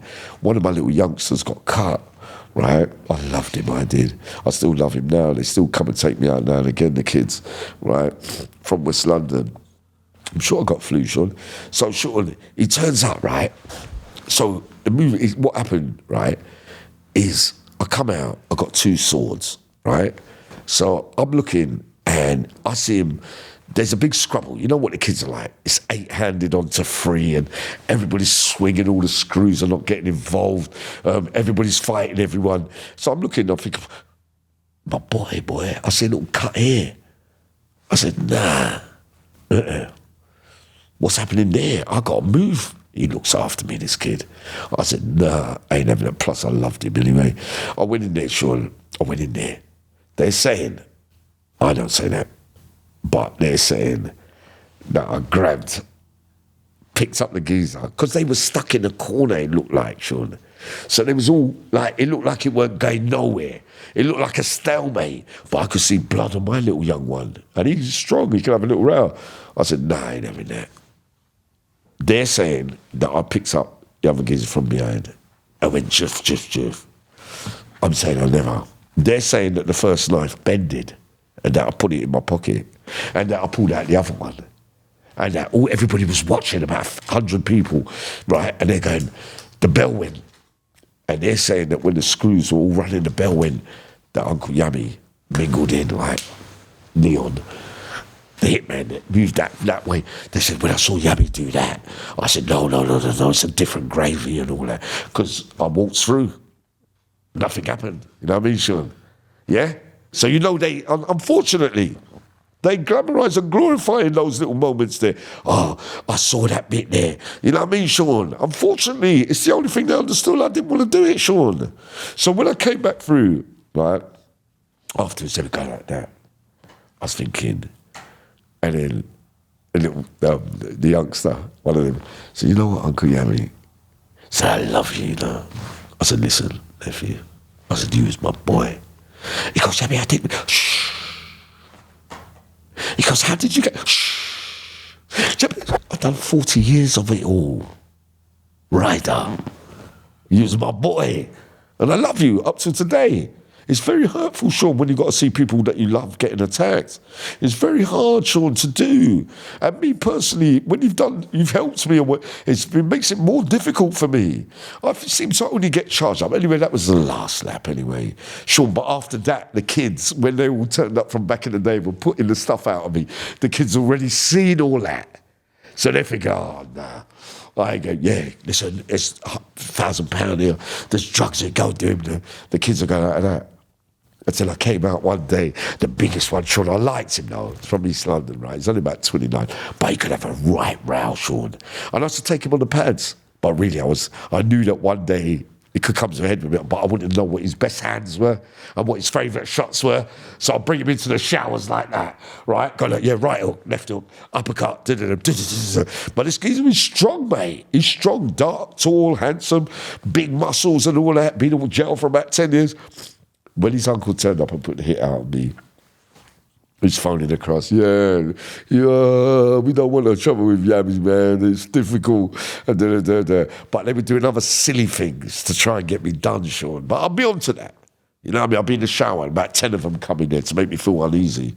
But you know, Uncle Yammy, I'm going to think, you've come in here to do that to me. So you know I'm going to get upset over that. So what happened, Sean, is I come out on we was all going on the exercise, because you got to have this house block and that house block, you got to have exercise together. But you know, one of those days I could wake up in the morning and I could be a raving nutter. And I could say, you know what, I'm coming out on the yard tomorrow, today. And I turned up, I walked up to him, right, because he's the leader of those. I looked at him, looking up at him. I'm thinking, I won't win a row here, Yammy. But I'm thinking, I'll kill you, though. I looked at him, I said to him, listen, me and you go in the centre of the yard and have a straightener. He went, nah, Yammy, nah. I said, why? He goes, because if you lose, nobody's going to think anything, because they're going to say that you're older than me. So, but if you win and you've got a puncher's chance against me, Yammy, if I lose, my career's in tatters. And you and my uncle beef, that is an old man's beef. We're not in there. I said, so why are you trying all the stuff you're trying? He goes, Yammy, but I've got to listen to what he says. It's low level between you and him. But blah, blah, blah. I said, everybody's watching. I said, so what are you saying differently? He goes, Yammy, we're not really like that. So I mean, he goes, Uncle Yammy, we respect you. We rate you. What happened with you and him is wrong. You're in the wrong there. But the kids, we rate you. I think, what a sad state of affairs. Then you got to rate me because I was a stonewall killer in prison. So he was protecting his brand. He didn't want to put it at risk. No, because he knows that on certain days, Sean, Yammy's a raving lunatic, isn't he? He might be today that I back down, but tomorrow I might come charging out. You know what I mean? It's simple as that. It's the same with human nature everywhere. It depends, but it depends how your mind is. I always believed that if I wouldn't have been on drugs, then I probably would have been the same every day, which is worrying. Because I used to have to wait to be clean to be at my best, Sean. Hide away for 5 days and then come out, I'm ready today. It's a mad cycle, Sean. What was the most extreme violence that went on in The most extreme violence, Sean, was the deaths in custody. Deaths. The Yeast, Wayland, way back in the day, when my boy Colin McIntyre, George Constantino was on the house block next door, I think. A man died, stabbed. It weren't even his argument over yeast that was meant to go to someone else. How did he insert himself? Because someone brought back the yeast and give it to the wrong man from the kitchen. So when he brought that back, he gave it to the wrong person and they kept it. It didn't go to the person it was supposed to. But allegedly, I don't know. Look, the other thing was in He died over giving the yeast to the wrong person. Yeah, he died, one stab, Sean. The other thing was in Rye Hill, Dovegate. There was a murder with a guy from Birmingham, right? And a couple of stabs as well. But that guy that got convicted and got life over that, with the millenniums, right? Big case, was with me in the Cat A's. He's now dead. Rest in peace. What was it over? Rest in peace, Ibrahim. I don't know, but it was a mix-up. But it's only one stab, Sean. Everyone is only one stab away from dying, man. It don't really matter. You could get 100 stabs. I've had hundreds of stabs. For the young people watching this, Yammy, who think it's all PlayStations and gourmet food, what do you say to them? What I say is, don't get wrapped up in because you got a parcel of drugs. Like, a lot of the majority of dealers know how to play the system with people that smoke who they're making the money off. They treat them with respect. All right, you didn't pay me this week. Cool. That's not the be all and end all. Some get on a power trip. They go, yeah, we got this, yeah, we got the food. Yeah, what my man never paid. You're taking weaker targets of people that, you know what I mean? And then you're hurting them to make an example of rear. But the youngsters, fair to say, they only seem to be interested these days in where their postcode wars lie. So if certain people drop in to those jails where they've got 5, 6 of their cronies there, they're running things, getting all the canteen, everything's running smooth, they don't want to leave each other, they want to stay there because they're safe until they go somewhere where they're all alone. And you drop in and there's another gang waiting for you where there's 7, 8. He just dropped in, he's an induction. Yeah, now's the time to get... This is how it works, Sean. So when they dropped in, right, the key would have been, right, that if you're coming to a hostile environment, if you've been shipped out, moved from another prison to another prison where all your enemies are, some won't come out. Some will go down the block, say, boy, I'm in trouble in this jail because as soon as I touch you. But there's some of those kids, they turn up. They come out and they get rushed by 9 or 10 men and take their beating and get moved out again. The smart ones would turn up, come out, charging on the yard on the first day and get moved. You're saying street beef transfers over. Sure. 'Cause in America, whatever race it is, they tell them, if you're, 7th No, Street, they do all that 8th too. 18th Street, Yeah. you guys have to squash the beef and represent the race. Yeah. But in England, the street beef carries over into the system and you've got the postcode gangs at war with each other in the system. Yes, but what they do, which wouldn't have happened back in the day, Sean, is when they go in reception, they'll say, what postcode, where you from? Where's this one from? And a lot of them, back in the day, it wouldn't have happened.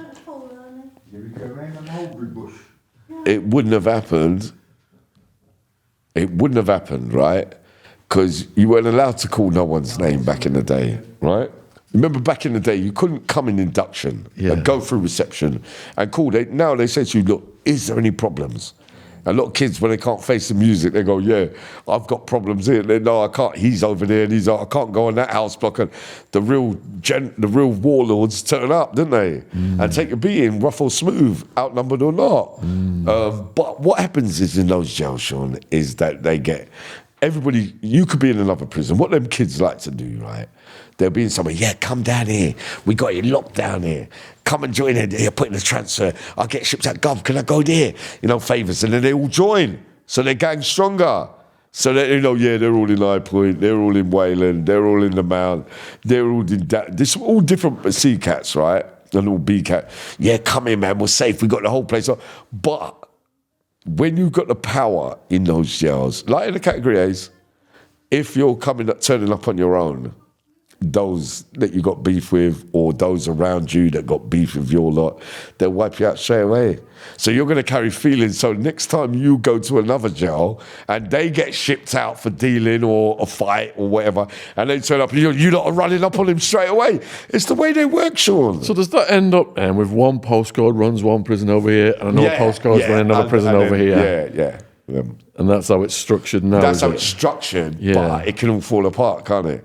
Because you always get the loose cannons that fall out in one of those jails, rob this, fall out with your own mates, you was nicked on a visit, you got nicked with a phone, you got moved. All right, you're not telling us anything, let's send him down there. They know. Well, we'll send him there, all his enemies are there. And have you seen the hierarchy change with the rise of the postcode gangs? Yep, I have. In the Cat A's, it's changed now. In what ways? Changed because... numbers rule all, and the more of you. And remember, the old school's long dead and gone, Sean. You can't, it's not, no one's there no more. When you get older, it's not, you're not ruling by anything. You haven't got enough resources there to deal with that. Times have moved on. The gang culture now, we got the drugs, we got the screws, we got this. You're outnumbered, safety in numbers, and we'll just run up on you and take the repercussions in later years when it happens. But the only thing is, when you do those kind of things, during that time, where there's a lot of bodies, a lot of people that got hurt, at some stage, you will have to face the music. You'll worry about, boy, I done him, you know. We 6 of us done him, and what if they're looking? They might do, they might not do. But either way, the things you've been involved in over a long period of time, even if it's 20 years later, there's still going to be a worry and concern to you. You only know what you've done, innit? I always lie back and I think, boy, that one there could come back to haunt me. That one there could come back to haunt me. That one, but there's not really that many, Yammy. But these lot here, you got a lot, because people have lost their lives over people like some of them. You see what I mean? So you're saying in London right now, the postcode gangs dominate the prison system? Yeah. But the screws, they will separate to put them on different blocks, like 20 over there, 3 over there, on another bit. But the only thing is, when you go for visits, when you go around the centre, when you're going up to education, when you go, they'll be all at the gates and all that. Sure, it's funny, and they think, that's my man. They don't even know some of the people they're attacking. They said, yeah, but he's affiliated to him. Yeah, that's him. I saw him, she phoned me last night, because I got all the phones. Yeah, he's going to education. Yeah, it's all set. It's mad. It's mad, mate. How violent are these new gangs versus the old school? The old school, to me, with the young lot, in jail, it looks like cowboys and Indians. With the old lot, if they want to get rid of you, you're out. You know what I mean? Now, like, you're 8, 9, 10-handed, but the reality of everything, whether you've got all those numbers, whether you've got people in that, Sean, next to you, either way, a smart man will be able to say, get rid of you. You see that? I'll pay for that. Some, the old school might just leave it. Those in there now, because some of those kids look at older people and don't really remember, Sean. They don't care how many people you allegedly killed or whether you got this bit and that bit and that. They'll be more thinking, how much money you got? We'll rob you too. You remember, the kids are not really feeling all that until they're faced with death themselves, and proven in, history in recent 10, 15 years is they don't get a lot of longevity for life, do they, Sean? And you've got to think about the mums and dads, the aunties and blah, blah, blah, joining this one and that one, coming out violence, attacking this one, you killed that one, but when it happens and it's your turn, you got to die too. And it's very hard. It's very hard, Sean. It's very hard. If they're not living them, why are they making that decision? Is it the trade-off? They think, right, I might not live, but I can have a lifestyle while I'm alive. No. What it means, Sean, is that from young, when you're getting groomed, when you got the leaders, what it is, they got the money, the big Merc, a couple girls, shining out, the watch, the jewellery. Yeah, listen, I'll drop that on you, and we'll do all that. This worked for me. You'll be like me one day, man. That's all you got to do, is just make sure you fly straight and listen to what I'm saying, because you can manipulate. When you're in front and nobody ain't got nothing, no money, no pocket money, one-parent families, coming out, no love, they're not sure about which road, but it's attractive, all the media, the drilling and all that, the rapping and I can do all that too. You know what I mean? But at the same time, it's really serious out there. Because they're saying, look, I promise you this, you'll be like me one day, your name will ring in bright lights, you'll get all the money in that. There's no such thing where wealth is gained through illicit or illegitimate gains, where you feel that you're going to reign supreme in the end. No such money will come that easy, Sean. And either way, you'd have had to do some dirt along the way for doing that. And as proven with the lifestyle and with the ages, 14, 15, 16, 17, 18, 19, you're dying early. In the old days, people weren't dying at that age. So you are sacrificing your young age for going through a lifetime. Yeah, but I had a business site to go for what I wanted. Wanted what? Material things, the diamonds, the girls, the cars, this glorifying in, true crime history that you was the greatest killer of all time. Either way, as we've seen recently with certain rappers, big rappers with millions of views, getting nicks. drugs, attempted murder, calls on, the haters. It all breeds the same thing, Sean. So, Yammy, is this spiralling out of control, or is there a remedy? They don't care. No, there's no remedy. There's no remedy? No, there's no remedy. The government can't stop it, the cops can't stop it? People like me, people like, the ones that have lived that life. I realise with a lot of kids out here, they don't listen to a lot of men that have gone to prison. They listen to a lot of men that have gone to prison that were affiliated with their forefathers and their uncles and were all... And they understand bullshit. Kids are cleverer than when we was younger, in the street sense of things, Sean. They're like, he's chatting shit, man. They're not really, unless you break down what they're really thinking and feeling. So do you talk to these kids? I talk to them, and I can you talk sense into them? I can talk sense, and I do. And they listen to Uncle Yammy. But Uncle Yammy, man, I'm not really listening, man. I've got my thing and I'm going through. I said, I'm just warning you. I'm just telling you that the outcome, the consequences, what to expect when you go to them places. It's a lonely, lonely place. I never spoke to anyone for years on the phone. It was lonely for me. I was just a fantasize about being in love. I didn't have no one to phone, no family, no love from nowhere, apart from my peers around me. And then when all that goes, Sean, there was nothing left. You think, but hold on, you put your life, you put your whole soul into a life of belonging to something that really, in reality, has got no long legs. Because in the end, you're going to wake up all alone at 50 and 60, and you're going to think, I did 40 years of it, and you're going to think, oh no, I did all that for nothing. I could have done a decent job. I could have looked after my kids. I could have looked after my parents. I could have been a pillar of the community. I could have done this. I could have been an actor. You could have been so many things, but you wanted to take shortcuts to the glory that was sent out by the role models that were produced in front of you, that when we was younger, that with all the diamonds, with all the road, yeah, I mean, if you get that, that means you're the greatest. And then you think, yeah, all right, well, I got it. Yeah, you got that. What are you going to get next? It's got no ending to. It's got no longevity, Sean. Once that's gone, someone will try to take that off you. Someone's going to rip you off when you so. It doesn't really matter, Sean Atwood. In the end, you're going to be a lonely, lonely man, a heartbroken man like Uncle Yammy, where you're going to wish that you never did nothing to no one because you really didn't want to. Have you got through to any of these kids, Yammy, and it's give you a good feeling in your heart? Yeah, I will always get a good feeling because I was always taught realistic. When I go down the road, when they stop me, when I'm doing Uncle Yammy's dry jokes, when I say to them, listen, the importance of staying in the now and owning your decisions, the extreme violence unnecessarily. You could, with some of the things you lot are doing on the streets, go missing for 18, 20, 25 years, like 18, 19, 20, 21 years old. When you do those life sentences, you could learn as much courses and skills in that education department and being through and be a prison legend and your name's ringing, or you've done it quietly and done really well to get out and keep yourself under the radar. When you come out, the game begins. You've got no life experiences. You went away too young. You don't know about her. You don't know about him. You don't know what it means to go. You haven't done it. So like me, after so long, you're going to have to face these things and be really like kind of broken-hearted by what, because just finishing a sentence when you do those long sentences, it's not enough, Sean. Because it's not enough. You've been away too long. You're institution. So you got to come and, yeah, I know what I'm doing, man. I'll just get a job. And no, yes, go straight. Do your work, don't get involved in crime. But the reality is, you're still going to face life struggles every day. You're going to bump into James Atwood. I never liked him, I'm going to go there. No, I didn't like the way they said that there. How are you going to process it different to how you did in prison? What about love? What about loss? What about people dying? About you bonding with? You don't bond with no one in there.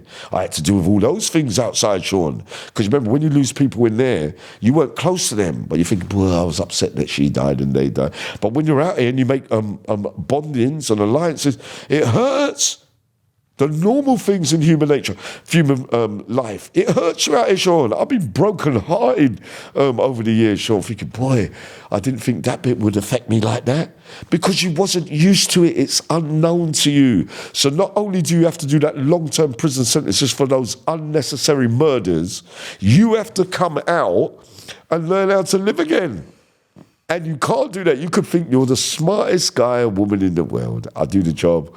I'm straight. I'm not committing crime. But you haven't had the life experiences. That's so powerful coming from you, man. I'm telling you. And it wasn't just as easy as giving up crime, Sean. And I'm still struggling. today, big man. What else has happened since you got out?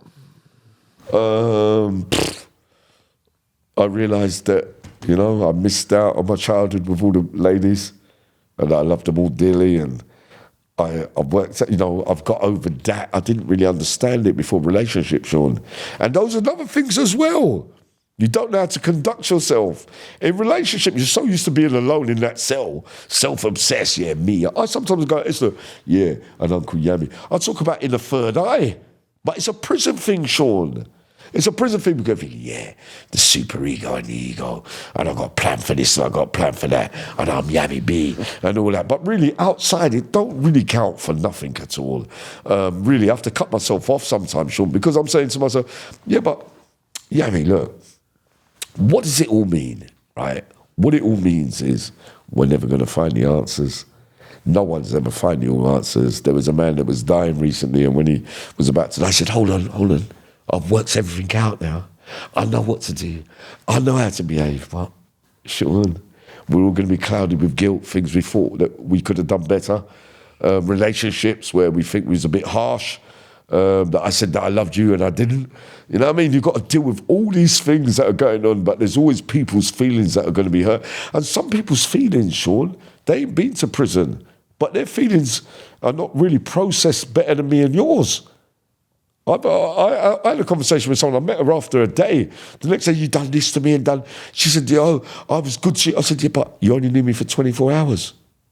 Your processing and how people see things is not the way that we all see things with mental health and that, Sean. And that's the reality." And I think, boy, but you can't be quite right because I've never even met you. And you're saying that you love me. I'm thinking, I used to do that in prison. I used to talk to people on the phone when people smile. I think, I love her, you know. But hold on, Yammy, where's the substance in all that? It's romantic and it's, yeah, she's got a nice face. But you don't really know her properly. You don't know the ins and outs. You don't know what happens after the initial, this stage and that stage. Do you like them? Are you going to be able to suffer those bits that they, you know, people's human beings? When they say things, I go, yeah, but I'm not carrying feeling over that. Because that's how you feel today. You might not feel like that tomorrow. You work things out as you go along, Sean. And you think that what other people get angry about, I don't really get that angry about. I got slapped in the face recently. What do? I turn the other cheek. It wasn't that important to me. It's not on the prison landing. Someone's emotions were really hurt. I didn't like the way you said that. Bang. You should have answered my phone call. Slap. I thought, boy. You know what I mean?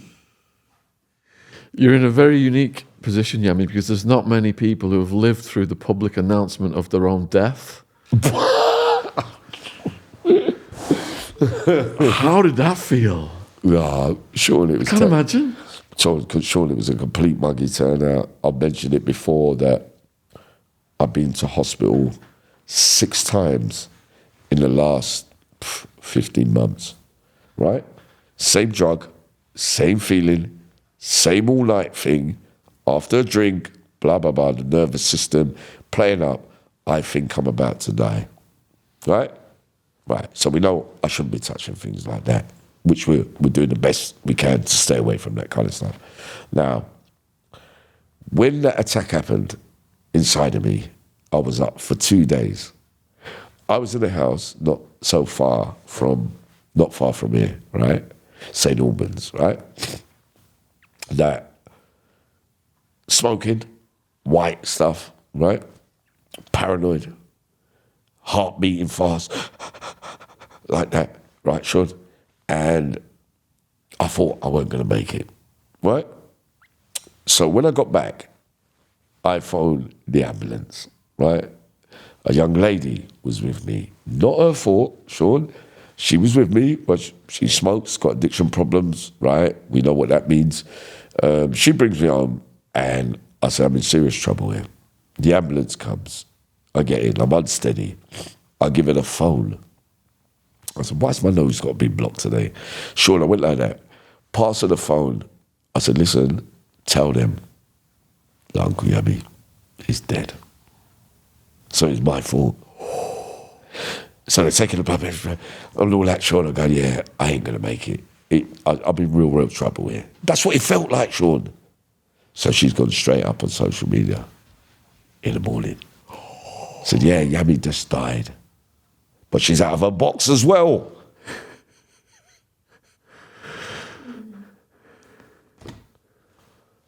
And then the reaction happened. And then I come back out of hospital after sleeping and looked up there, saw you, saw the whole world. I never realised. I was so happy to see everybody love me. I don't think it was one bad. Boy, I know, but the only thing is, Sean, next time I die, no one's going to believe it. So I've had it. But that was the biggest send-off that I've ever seen in history. But to read what people were saying about you, Sean, that's surreal. Sean, it was deep, wasn't it? I never realised there was that much love for me. Sean, there was crying. I felt so ashamed. You were crying? No, I was crying because I was thinking, I never realised that everybody loved me like that.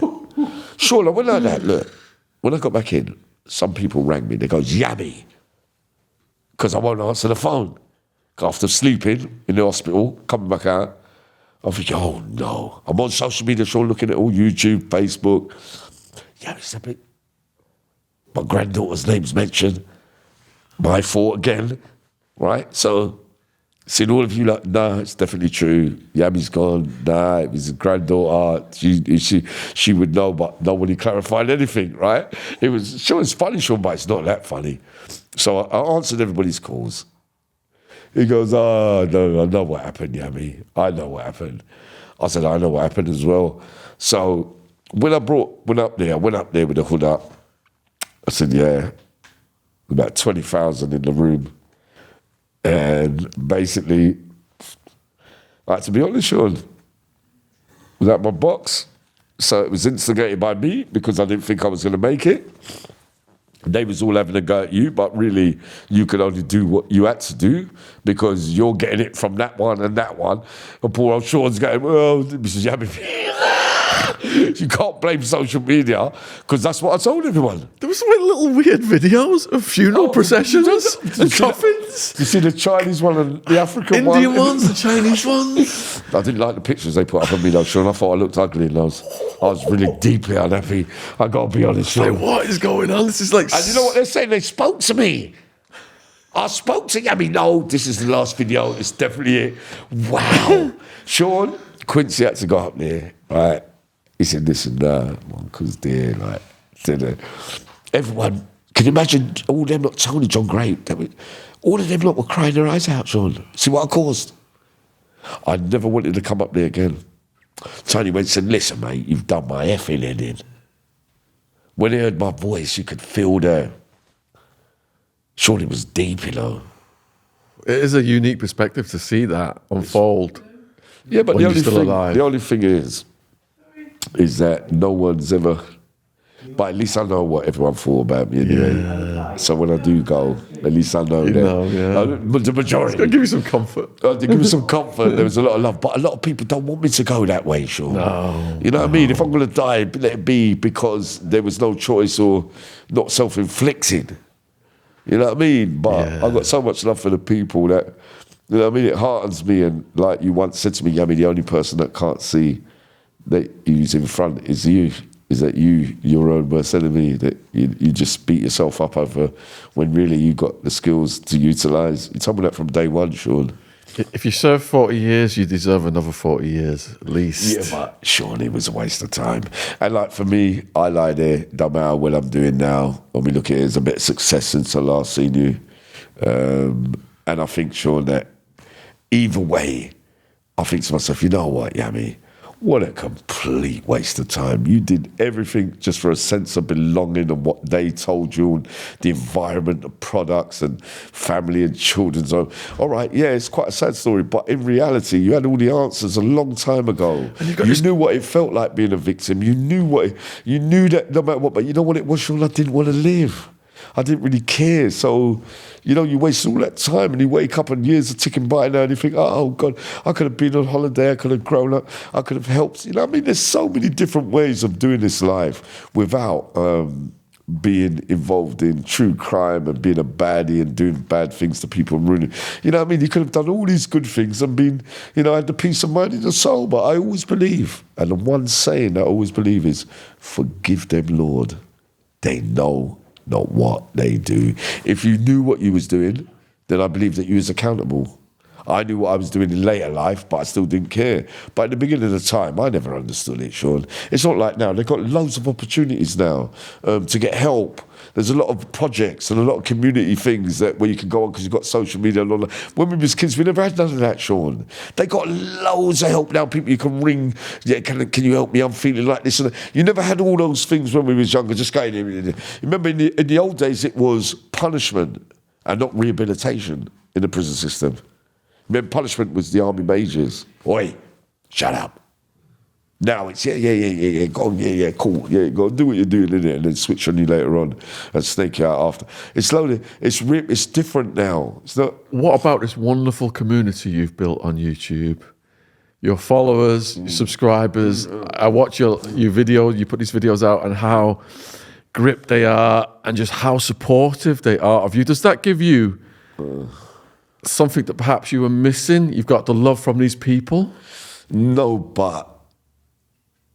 It's a fair point, Sean, but if you look at the category A, that if I was the darling of the category A system, where I did everything wrong, but everybody took me back and gave me everything I wanted, then that's when I'm a criminal. So in YouTube and social media is a bit institutional as well, so it's going to suit me because my character and the way that, you know, I drop clangers with my honesty sometimes, but I don't really care, Sean.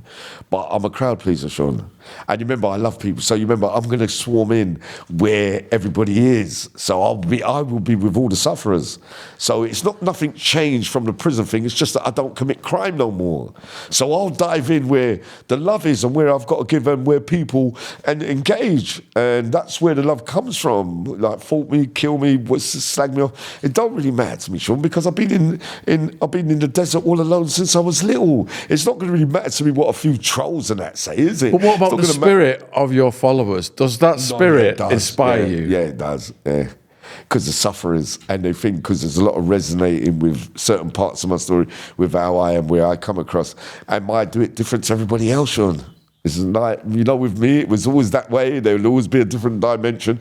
I will do it my way, and I've always done it my way, and I'll always be not perfect. I never want it to be. I'll dive in there with all the sufferers. I'll do the best I can. They'll be playing cat and mouse, some of them, the haters. He said this and he said, I don't really care what anything said. I don't really care. The main thing is I never committed another crime again or harmed another human being apart from myself. And at the end of the day, I made amends, and I found the love in the community and on the outside without doing a crime. So hold on a minute, that was victory in itself. So I didn't have to be in prison to be a so-called legend and a prison legend, and yeah, we had to call Yammy for this, and Yammy knew that and knew that. I'm now outside, I'm doing it, but with no consequences because I haven't done anything wrong, Sean. That's a beautiful thing. That's what I'm saying. Free Kevin Lane. Yeah, it's a sad state of affairs.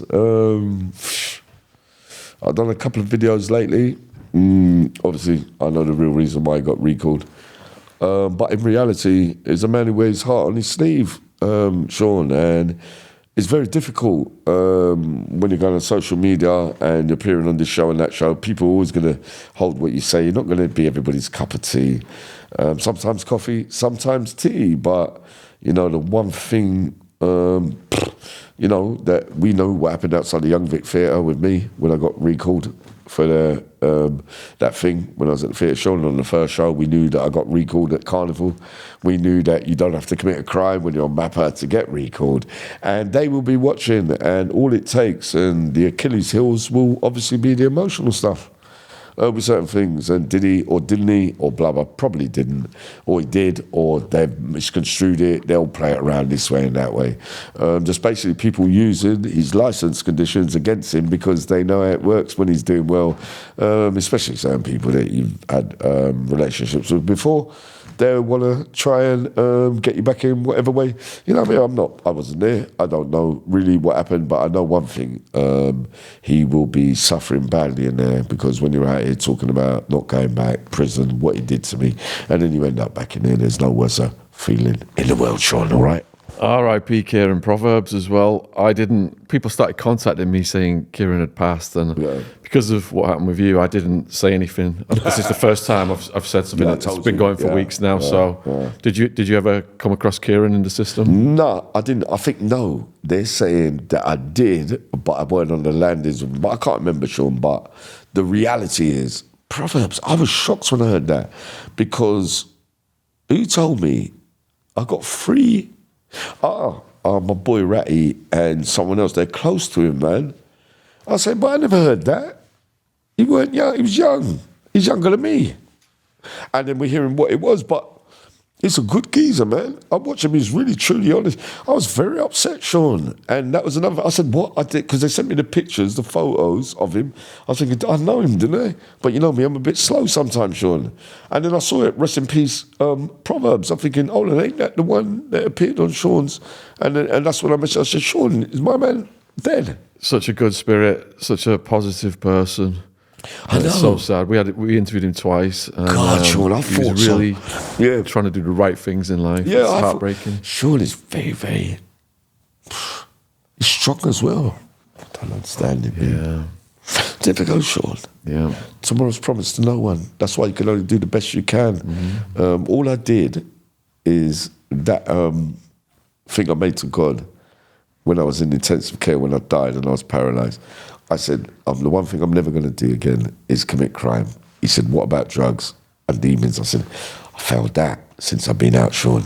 But the reality and the progress of not committing another crime against another human being, I was victorious there, Sean. Because you remember the longest time, apart from these 4 years I've been out, was 5 months.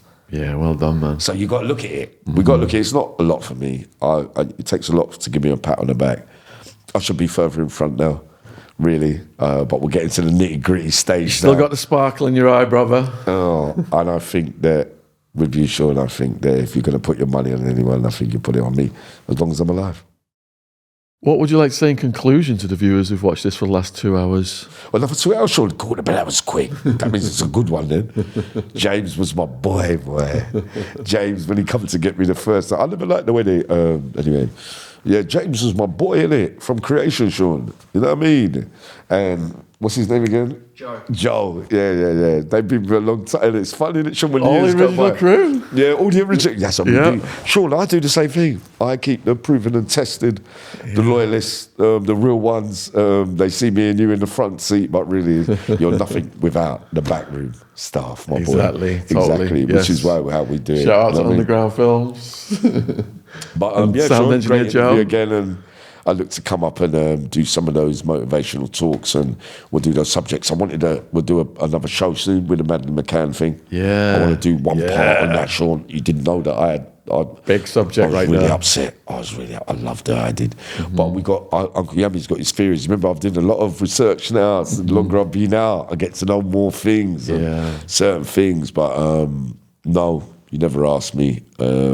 But I do believe that the parents, Katie, or the other one, whatever her name was, and him, I don't believe they were responsible. I think they were responsible for neglect, but they weren't responsible for her death, Sean.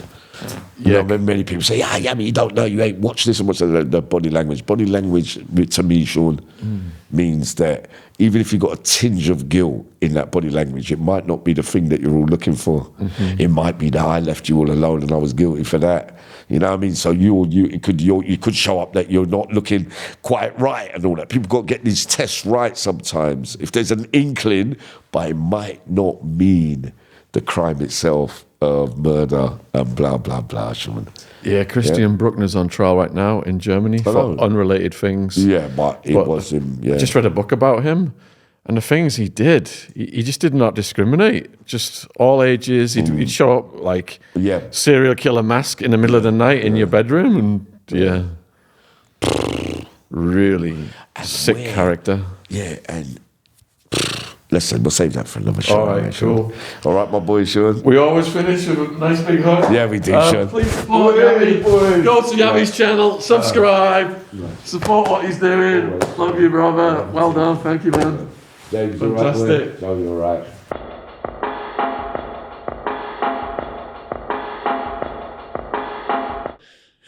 I kill you! Yeah! A knife and a cosh and all that, like, yeah! And he's looking at me, and we went white, and Dave's gone now. What is it about a tough guy that fascinates us? Imagine I'm hearing that, I'm thinking I'm not going down today. If I go down today, yeah, I'm dead. We're bringing you the very best of our interviews with Britain's hardest men. They made the mistake of bringing billy clubs, iron bars and knives to a gunfight. No Rules Fighter Bash, Stephen the Devil French, and my best friend, Wild Man. Over 2 hours of terrifying tales of punch-ups, stabbings. That's what happens in that world. You leave people long enough, they get enough rope to hang themselves.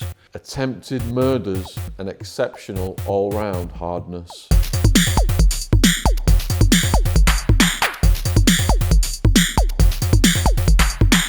This film is available to rent or own on Amazon or Vimeo. Plus, the first 30 customers to order this film get a 30% discount on any Vimeo order. Click the link below to see if you're one of the lucky ones. This film will drop your jaw like a punch from the hard men we talk to. So why not order your copy today?